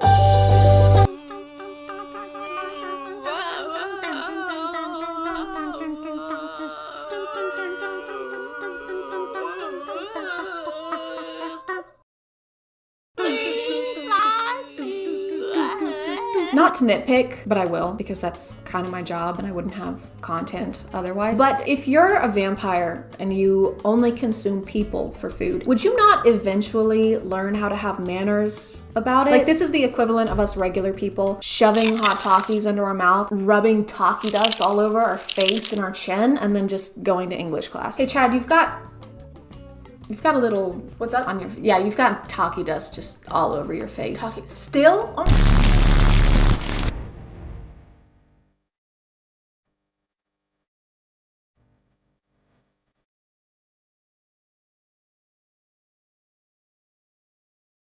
What is that? What's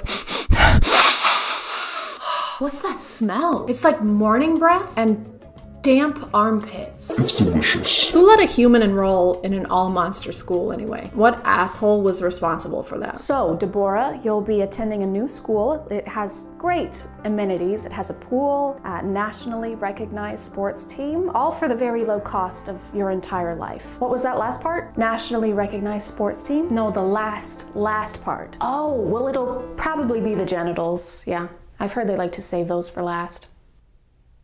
Wait, I'm sorry. Phew, it's okay. It's kneecaps last, genitals first. Deborah? Hey, baby, I thought you were waiting downstairs for me. This? Oh, it was nothing. I was just, shaving, obviously, you know. Happens all the time, right? No, I don't think it does. I don't personally shave my face, but if I did, I like to think I'd look at this as a negative outcome. I want to know how I got these scars. Pure incompetence. So, I'm ready for a date now. Just watch this cut, obviously. Am I a vampire? What? That's so stupid. I totally respect your opinion on everything. Totally respect your opinion on everything, babe. Except this. Take notes, guys, because next time you cheat on your girl, this is how you get her off your back. No, I didn't sleep with Erica, obviously. Accidentally made love. Happens all the time. The text that said, "Can't wait to see you later," was metaphorical, okay? She metaphorically was gonna suck on these. But, I mean, come on. That's vampires? Come on, what's next? Werewolves? I would love a vampire movie to be made where the vampire just gaslights their love interest the entire time. Wait. How did you get over to me? I was standing right next to you, Bella. You were next to your car. No, I wasn't. Do you mean to say the 104-year-old man who fell in love with a 17-year-old and refused to do the do with her unless they got married didn't have an airtight moral code? Who'd have thunk it? Is there a problem?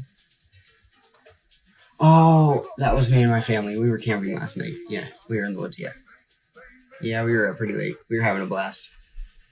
I'll tell them to keep it down. Thank you.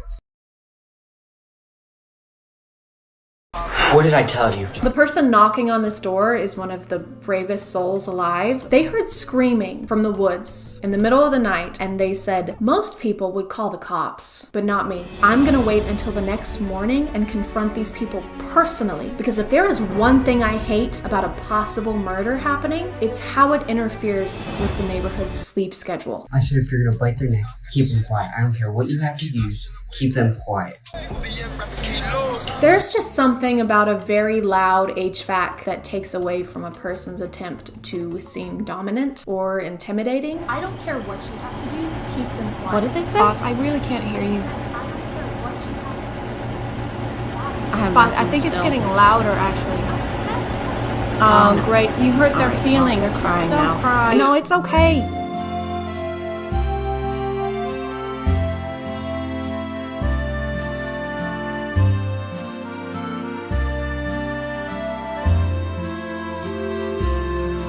I am begging y'all to never stop putting yourselves in 6 times speed. This is the best thing I've seen in weeks. I will be starting a petition to have all romance movies follow this format. Miss Bennett, Mr. Darcy, I trust your family is in. Quiet, Mr. Darcy, and kiss me, you fool.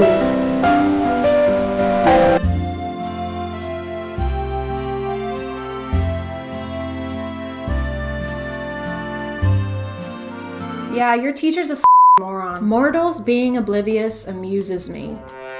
That sounds like something a guy with the Joker as his profile picture would say, or someone parodying a guy with the Joker as his profile picture would say. We've come full circle. I don't know what's real anymore. Am I really here? Are you really there? Is my name really ChadChad?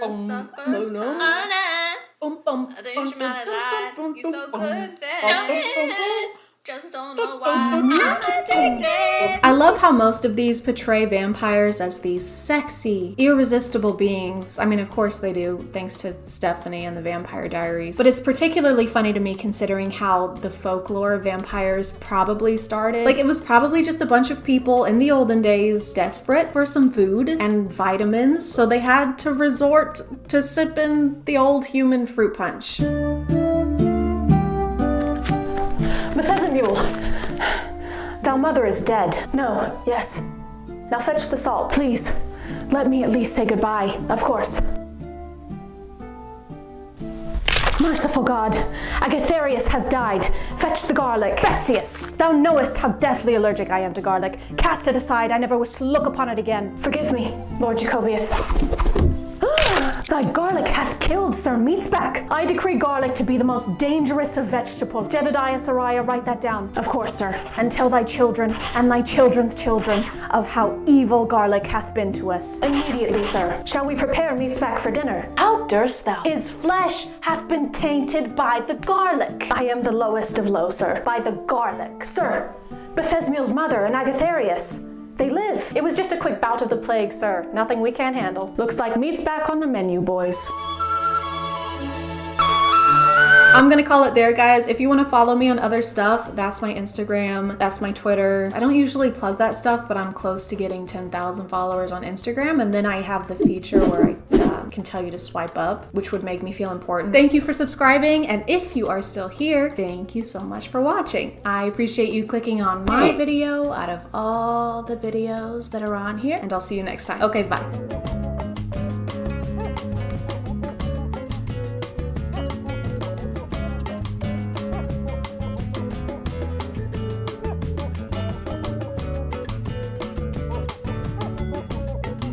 Hey guys, and welcome back. Welcome back, Hey guys. everyone, Come on. thank you. Wow, thank Welcome you, back. thank you. Welcome. It's Oh, good it's- to see well, you it's an again. honor to be Thank you back. for coming. A twinge of cringe. My name is ChadChad, and we've all heard of Wattpad, especially you. Yeah, you. With the shirt on. You know what you read. You're sick. You make me sick. I was homeschooled, so I wasn't allowed to be on the internet or watch TV or movies or leave my house. So I never really got to read Wattpad. I never got to throw my hair up in a messy bun and then run down the stairs where my mom is making breakfast and she goes, go pack your things. And I go, why? And she goes, because I sold you to pay my gambling debts. And then One Direction comes in and they go, yeah, hurry up, ChadChad, go pack your things because we're in a big time rush. But don't worry about me, okay? Because now we have Wattpad stories on TikTok. I was scrolling on there the other day and got like 3 ads in a row for this show called Fated to My Forbidden Alpha. I reject you, Celine. Being rejected by an alpha must be brutal. I accept your rejection, Jackson.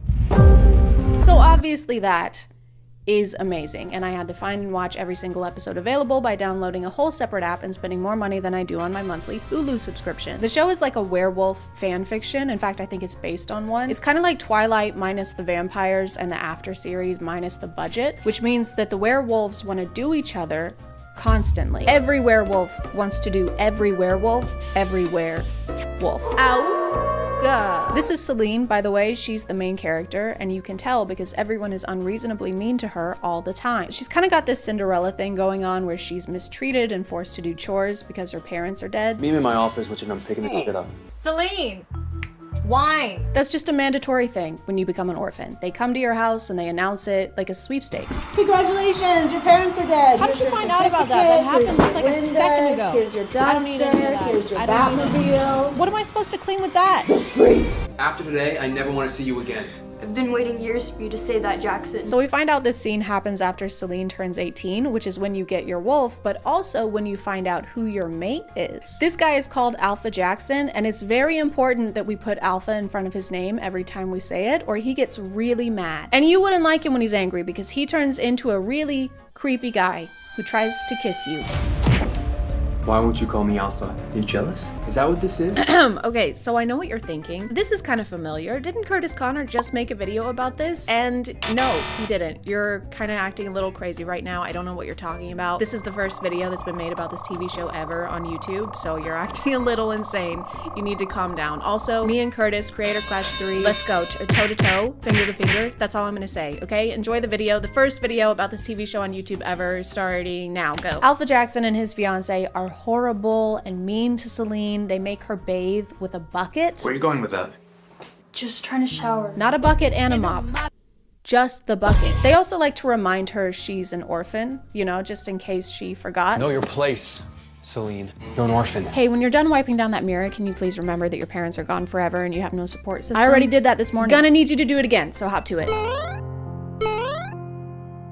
The show wants to make it very clear to us that every alpha in this universe is super rich and comes from old money. In a world where werewolf packs survive on centuries-old fortunes, a fragile peace treaty is about to shatter. How was that? Was that good? I don't know how they got their money since werewolves are burned by silver. So that's kind of like if Jeff Bezos was allergic to wire transfers. Ow! Ow!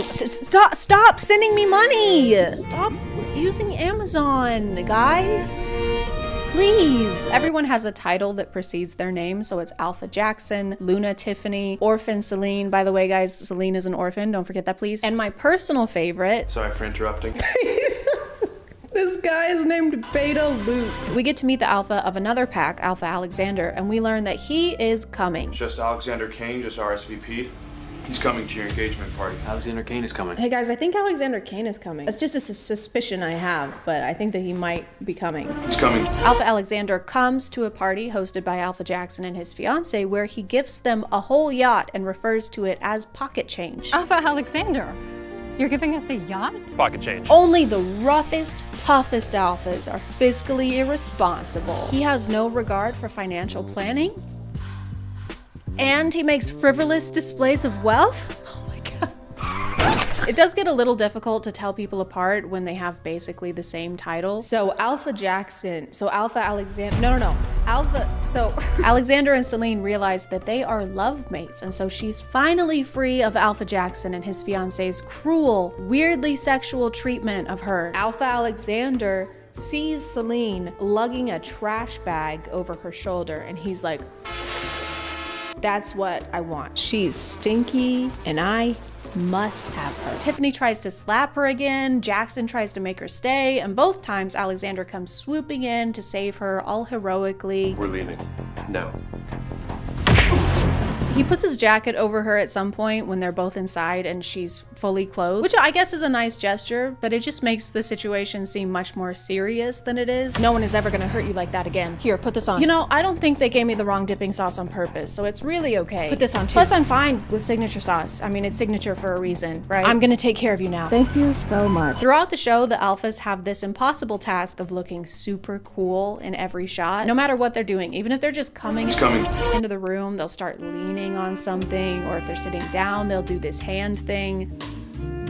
So this is my mate. Fatherless, motherless. Your parents are dead. And the camera angles don't always help them out with that. It's hard to feel intimidated when the camera is elevated and making the alpha's head 5 times bigger than his feet. If you ever touch my girlfriend again, I'll bite your toes off. I didn't. I just gave her some dippy sauce. You dipped her in what? No, not like that. I just mean, ow. We learned that Alexander is the alpha of the largest, most powerful pack in America. You are aware I'm the alpha of Nightwind, the biggest pack in the States, right? Of course. The alpha of Nightwind, the biggest pack in the States. I bet he's also packing the biggest wolf in the States. She pack on my wolf till I... She wolf on my pack till I... She wolf on my wolf till I... Pack. I pack. She packs. I give up. She pack on my wolf till I howl. It was right fucking there. That's embarrassing. So he shows Celine his massive mansion, which we don't get to see. Use your imagination. Is that And Celine reveals the most horrid form of torture that Jackson and Tiffany inflicted on her, never letting her try fried chicken. It always smelled so good when Tiffany took some home, but they never let me try it. Those monsters. They get a bucket of KFC, and while she's eating it, he starts to talk dirty to her. Do you understand our mate bond? How it makes you feel? What makes you want to do? Let's go home.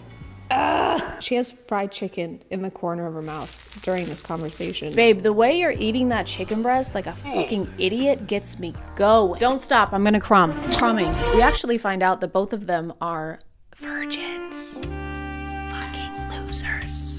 And this isn't important to the plot at all, it's just there to add tensions and also so that both of them can talk to their magic mirror wolves. It's me, Lila. I'm your wolf. My wolf, Lila, you're here, you're my wolf.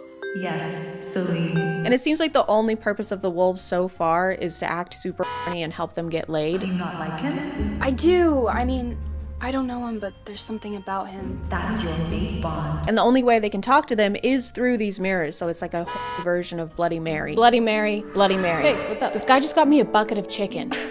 Oh, he wants you. I know, so bad. I'm gonna talk to him. Okay, just remember to wear something sexy, like a white nightgown covered in blood. You better be thinking about how dead your parents are. I am! The second half of the show is much, much worse because they start to kiss a lot. And I don't like that. The sound when they're doing that is like those rubber hand party favors. It's like two of those slapping together in a wet fashion. Oh, God. Stop.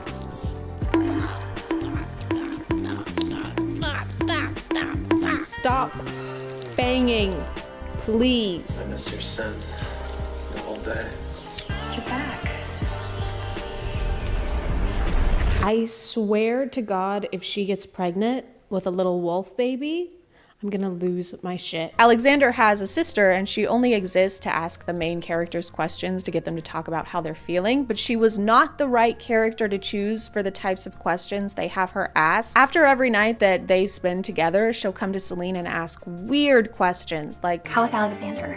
I know, bold question, but the rumors are just too wild. why is this dude's sister asking about their sex life to such detail? She's like, how many times? How long would you say? Stop me. Stop me when I get there.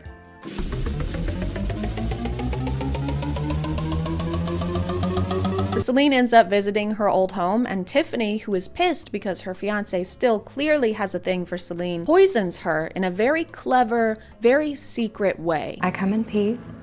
And with drinks. If you're gonna poison someone, do it in like red Solo cups. Don't use medieval chalices that Romeo and Juliet would have used in Act 5. To prove that she didn't poison Celine's cup, she goes, what? You think I poisoned your cup? You know, like an unsuspicious person. Okay, your exhaust pipe is fixed. Great, thanks. What, you think I put a bubble machine in it? Why would I think you Good, because I didn't do that. You know what? I'm out of here. Yeah, get out of here. You need to stop throwing crazy accusations around. Celine cannot be tricked though, okay? She is sharp as a whip. She's not gonna fall for that. Just kidding, she does fall for that. She falls for that almost immediately. Alpha Alexander can feel his mate's pain through their love bond and comes to her rescue by finally transforming into a strong, terrifying wolf.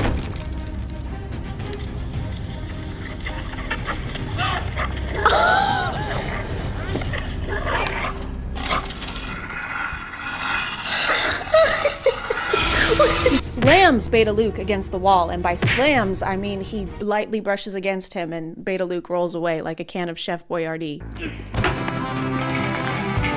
They rush Celine to the hospital, and it's not looking good. We're trying on everything we can, but you know what wolf's bane does to a wolf. Oh no, don't sink down the wall. You're too sexy. Oh no, don't have a flashback to how you guys fell in love. You're too sexy. But she pulls through because she's actually also a super powerful alpha. Doctor? She has the blood of an alpha. Holy shit.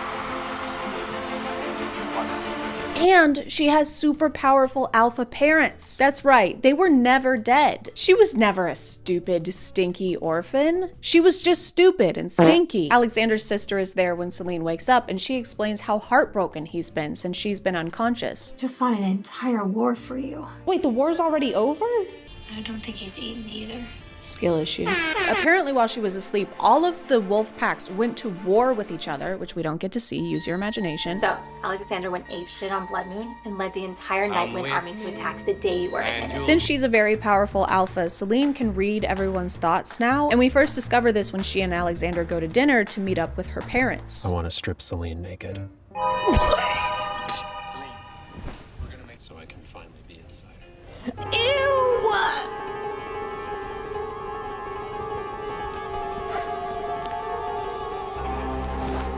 I don't want to do this anymore. He just fully starts fantasizing about his partner who's reuniting with family she was stolen away from, and then they leave almost immediately. Celine, are you okay? Maybe we should go home. You want to reunite with your parental figures. How about we reunite our figures away from your parentals? Look at the chicken, look. Come on, let's go. Now that everyone is happy, no one's parents are dead, everyone is rich, Celine and Alexander get married. Yes! And she immediately gets pregnant because of course she does. Do you think that Alexander Jr., AJ. I swear to God, if she gets pregnant with a little wolf baby, I'm gonna lose my shit. Don't tell me you need to shower.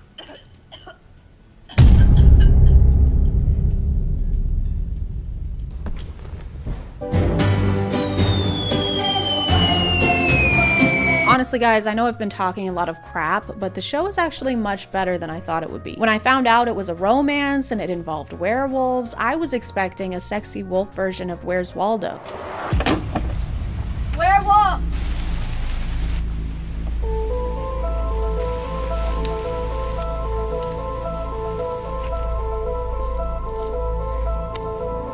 Werewolf!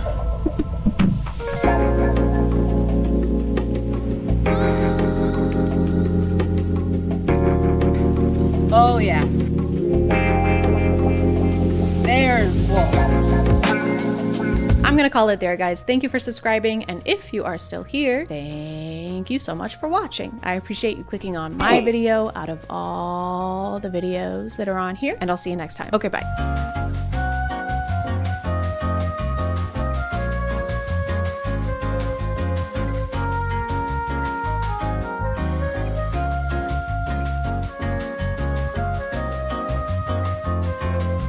Hey guys, and welcome back to A Twinge of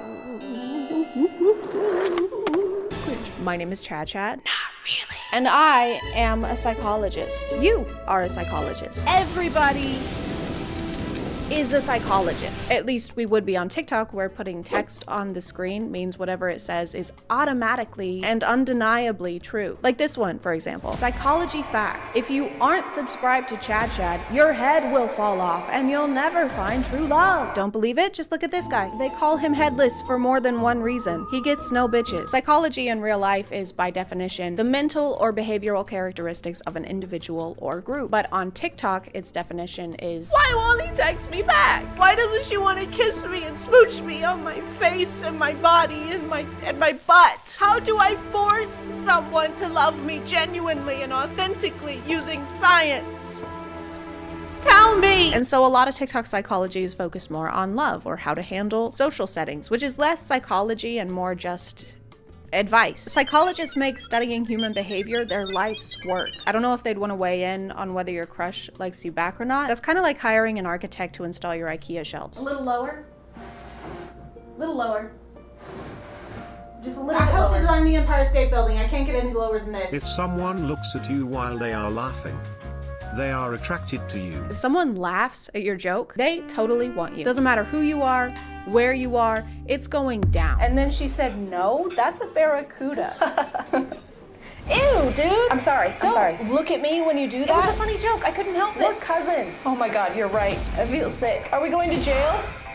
I'm gonna throw up. Psychology facts. Your school years are either the best or worst years of your life. This is really good because I was just wondering, are my school years gonna be the best years of my life or the worst years of my life? And then I read this and it didn't answer either of those questions. Whoever wrote this fact is the last person you want in charge of a weather report. Over here, we have a 50-50% chance of rain, which means it either will rain or it won't. We also have a 50-50 chance of a level 5 hurricane, which either means you and your family should take cover or go sit under some really, really tall trees. When someone starts thinking about you sexually, you may feel their presence even if you are miles away. So you become like a horny telepath. Yeah, I've basically got like a built-in cerebro, but instead of detecting mutants, it detects big old boners. They call me Cyclops because of all the one-eyed monsters I find. There's a lot of comments agreeing with this and saying that they've also experienced it. I have felt this many times about the same person. Truth, and my ears are constantly ringing. I think you guys might have a medical condition. You don't have a psychic link, you have tinnitus. Man, Casey sure does have a fat ass. That is one massive dumper. She's got a colossal wagon, a tumultuous fart bucket. That's a prodigious derriere right there. Psychology facts you don't know. The first to apologize is always the bravest. The first to forgive is the strongest. The first to forget is the happiest. I didn't know those metal signs from Hobby Lobby were 100% psychology facts. Psychology fact. Always be yourself. Unless you can be a dinosaur, then always be a dinosaur. Psychology fact. Farmhouse. Psychology fact. Gather chicken. Trust drink, not the rest. Sometimes you get people talking about dark psychology, which is code for I'm gonna show you how to manipulate some people now by talking about things that I am in no way qualified to talk about. Here's a dark psychology trick to make anybody fall in love with you. This is 100% manipulation. I do not recommend doing this to anybody because it is super toxic, and I'm only making a video on it so you can at least be aware if it's happening to you. It's just a 3-step hot and cold technique. This is how to make anyone fall in love with you. Literally anyone, okay? Pedro Pascal, anyone you want. It doesn't matter. But don't do it though. Seriously, it is super messed up if you guys do this. So don't even think about it, okay?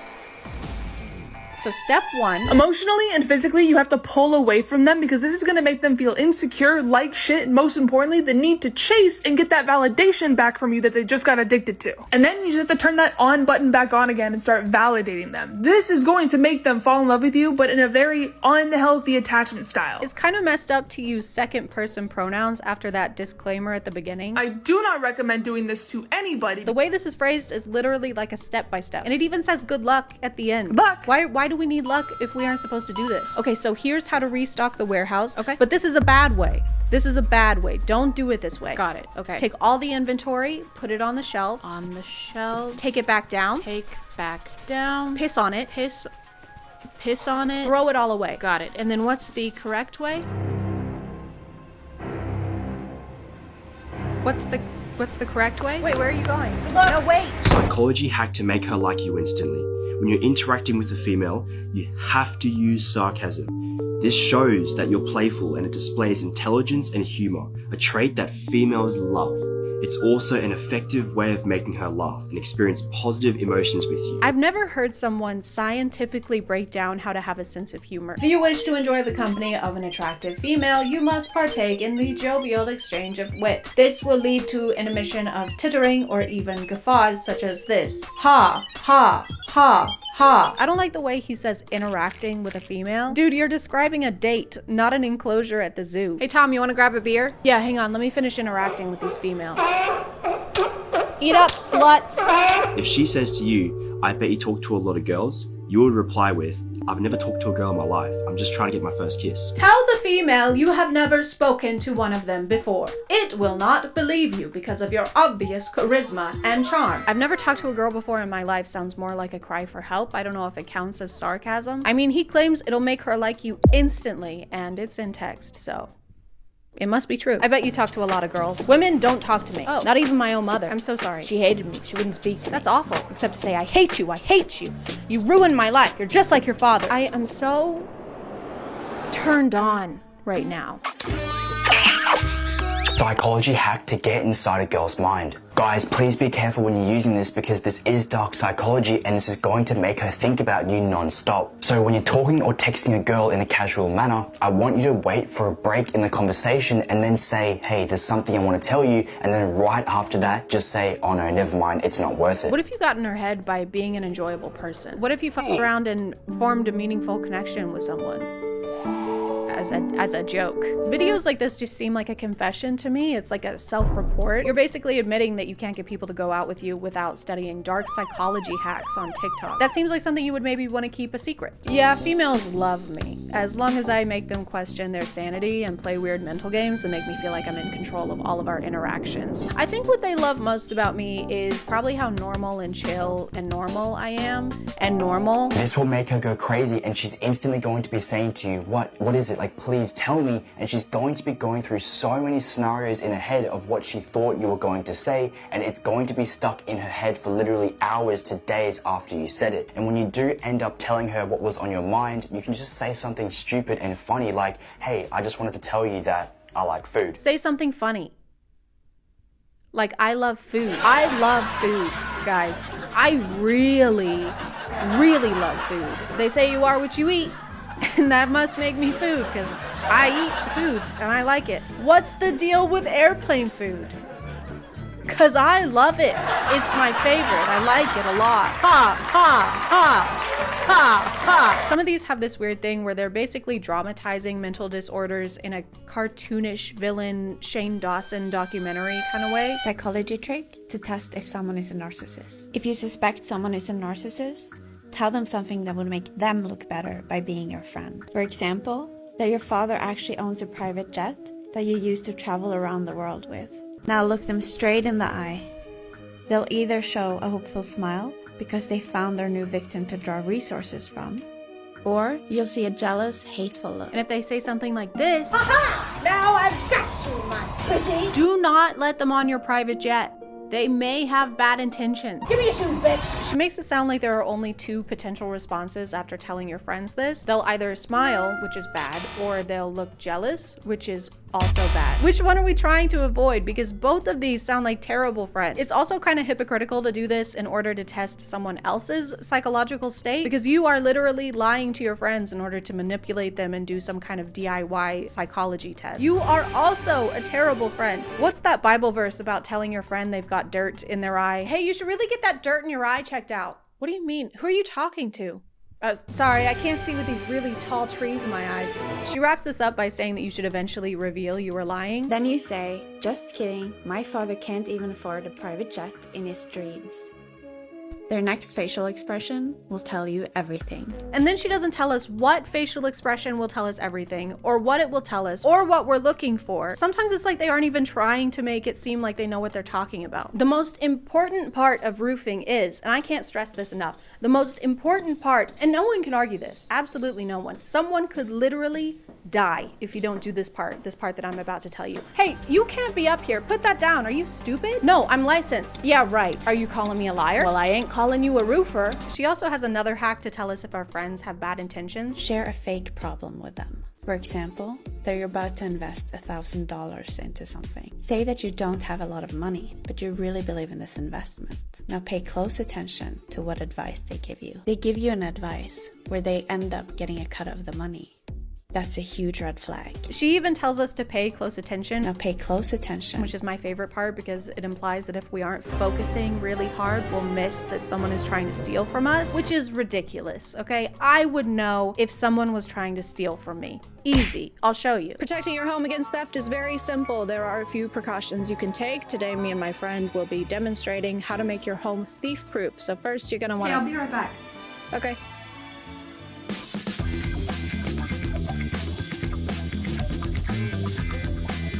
First, you're gonna make sure all your doors are locked at all times. Windows also need to be locked. Keep everything locked. Number 5, get a good safe. Safes are great for your most valuable items. For example, watches, jewelry, your laptop. Sometimes it's a good idea to get up close and personal with your home to make sure there are no weak spots that could become entry points.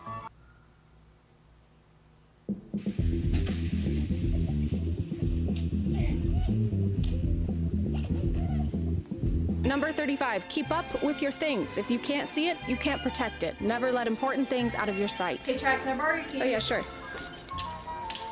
I like to do routine perimeter checks just to make sure that no one is getting to my treasured possessions. Is that my jet?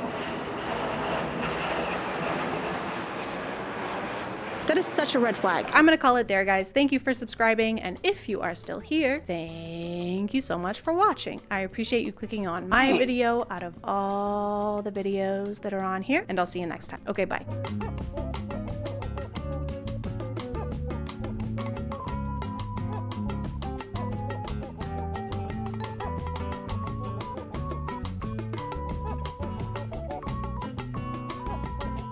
Hey guys, and welcome back to My name is ChadChad. Not really. And have you ever been naked? If you have, shame on you. That's disgusting. Put that away. At some point in history, even though there were dinosaurs and like other people literally trying to eat us, we were like, you see this? That's kind of weird. We should cover it up. And so we invented clothes. More specifically, a woman named Eve, well-known wardrobe denier and fruit enthusiast, invented clothes accidentally. Fast forward a little bit, a few million years or a few thousand, depending on who you ask, and now we just won't stop making clothes. We have clothes that look like this, clothes that look like that, 1 shirt, 2 shirt, red shirt, blue shirt. This wasn't planned. You can even eat some in a house with a mouse, I've heard. Don't eat clothes. Don't do that. Now the fashion industry is worth billions and billions of dollars, and it's because being not naked is a capitalist agenda promoted by Big Parmesan, Big Cheese. Big Cheese doesn't want you to be naked. You should be ashamed of yourselves. But we can't just keep buying clothes. I mean, not all of us can afford a shirt that looks like someone already bought 50% of it, or to spend $80 to look like we just escaped urgent care. So what are we supposed to do? Just not wear clothes? Don't you fucking dare. What if I told you that you could stay fashionable without having to actually wear clothes?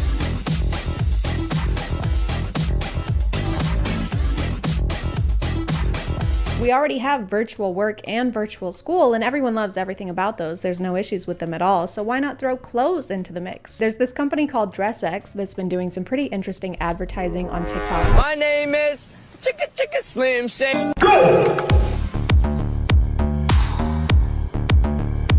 You may have seen some of their biggest hits featuring Water Dress. But this is a real find. Which is not a film about a young boy who finds a sentient mythical dress in a Scottish lake, unfortunately. Their hook is basically, hey, do you like buying clothes without having to try them on? Well, what if you never got to try them on?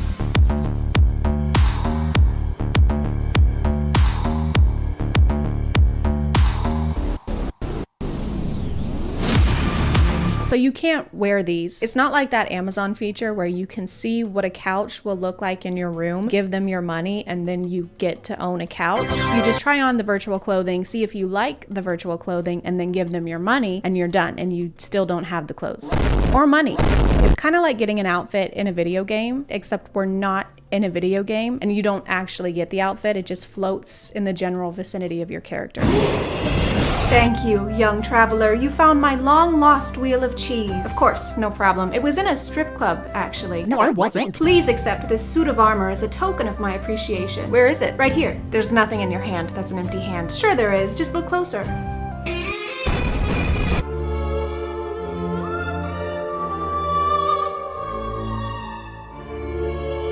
Now this one actually looks really good because I can see the appeal of looking like someone would use you to mail a porcelain doll. Apparently you're not supposed to use these for videos, even though this TikTok account exclusively advertises by showing these clothes in video. You're technically supposed to use them for Instagram pictures or any kind of pictures because that's when they look best, which I don't think is a great selling point. You are gonna love our virtual clothing line. It's gonna make you look beautiful, but I swear to God, if you move a single muscle, everyone advertising this company on TikTok is basically saying that it's okay that these look choppy and bad because they're for pictures. But if you freeze a frame on any of these TikToks, they look nothing like the final product pictures they're showing, which makes me think the company or they are editing the clothes onto themselves and changing the lighting and the size to make it actually fit. But do you know what else you can edit to fit yourself using Photoshop? Literally anything. You can edit yourself wearing a paper towel roll with a necklace made of thumbs, and I will actually do that, and I will put it here right now, and it will look incredible, and it will have also been free. Some of you might be thinking, shut up, Chad. I don't mind buying a couple Snapchat filters, but worse, to up my Instagram game. What can they be, a couple bucks? I mean, they are digital, which means that they can be reproduced a limitless amount of times, and there's no production cost after the initial design, so the prices should probably reflect that. First of all, never tell me to shut up again, and second, no, they cost just as much as real clothes. The water dress that we saw earlier is only $120. What a steal. Actually, they're stealing from us. This is theft.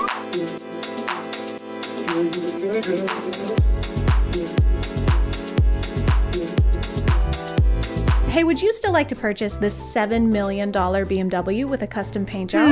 You know what? I'll take that one. Well, that is an empty lot. And it's $7.5 million. Does this one also have a custom paint job? No, it has zero kind of paint job. It has no paint. I'll take 3.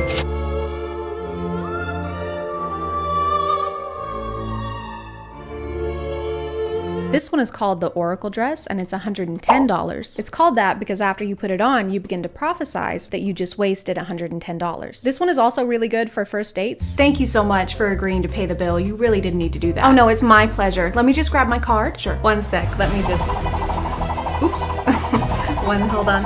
Hang on. Do you need help? Hold on. You know what? I can just pay for it. It's fine. Would you? This dress costs half my rent. If looking like a tall R2-D2 isn't enough, you can also accessorize your look with digital earrings and purses.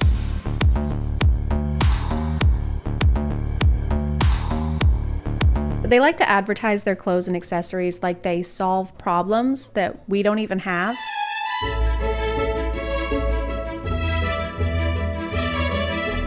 No pierced ears? Now you can wear earrings sometimes, very few times, exclusively in front of your phone, and they're more expensive. They also want us to believe that we can't tell when the virtual accessories are virtual.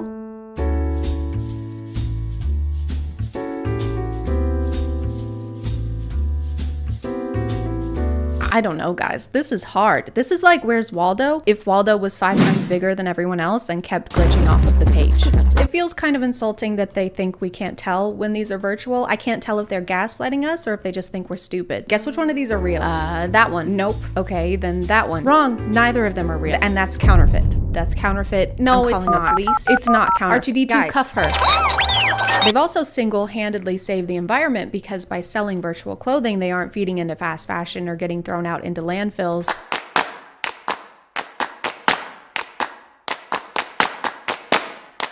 Which is a great mission to have if you're offering any kind of solutions. In their website directions, they tell you to wear actual clothes underneath the AR ones, you know, so you're not naked. So you still have to buy and wear real clothes in order to wear the virtual ones. You're just adding an unnecessary, expensive step, and the environment is still f***ed. We strongly believe that the amount of clothing produced today is way greater than humanity needs. Okay, true. We share the beauty and excitement that physical fashion creates, but believe that there are ways to produce less, to produce more sustainably, and not to produce at all. Okay, but you still... Anyway, at the current stage of DressX development, we aim to show that some clothes can exist only in their digital versions. Okay, wait, but that's not your current stage, because your current stage is we still have to wear clothes.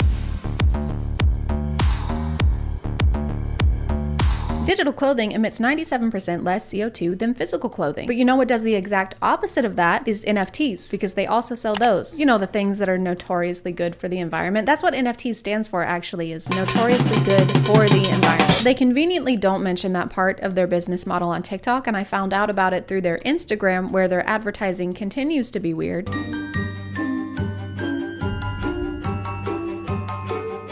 Physical only fashion is so outdated. Is this Regina George? Do you have Regina George doing your marketing for invisible clothes? Oh my god, I love your shirt. Where'd you get it? Oh, thank you. It's thrifted, actually. Oh, so you want the world to die. What? No. If you're not naked, you can't sit with us. Experiment with your style wearing 100% digital looks. It's fast, non-polluting, less expensive, and just super fun. Absolutely, they are non-polluting, but the NFTs that you're selling 2 posts down are not. Do you guys just forget that you're selling NFTs? Or welcome to our clothing office. This is where we design our AR clothing. It's a lot of fun and we all love to work here. And this is our global warming office. This is where we mine Ethereum and produce over 45 million tons of carbon dioxide per year. It's a little sweaty, but we'll do whatever it takes to be able to own a picture of an MMO loading screen. Creating your meta closet has never been easier. I don't care how many closets you met, okay? How about you meta some bitches? They say somewhere that their products are for influencers who probably buy clothes for social media and then don't wear them again, which is a very small demographic to cater to. Plus, I can't really picture Emma Chamberlain wearing an infinite balloon animal scarf. Their Instagram looks cool. Like, their designs are cool as art, but you can sell art without using more energy a year than the Netherlands. Like this one, for example, is really cool. Today's your last chance to get these virtual jeans so you can look like you're pissing yourself twice simultaneously. Simultaneous pee.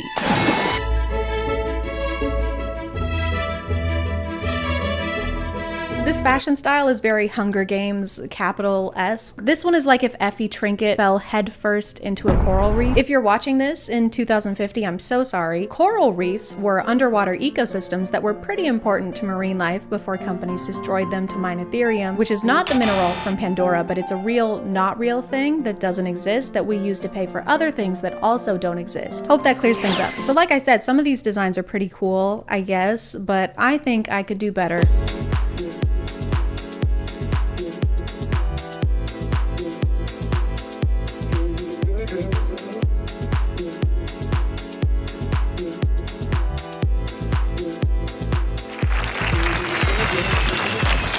If you want to help out the environment, just do the regular things, like don't shop fast fashion if you can afford to, or even if you just keep your clothes for longer, like if you wear your clothes for longer. I've been wearing these clothes for 3 weeks straight. I smell really bad. I'm gonna call it there, guys. Thank you for subscribing, and if you are still here, thank you so much for watching. I appreciate you clicking on my video out of all the videos that are on here, and I'll see you next time. Okay, bye.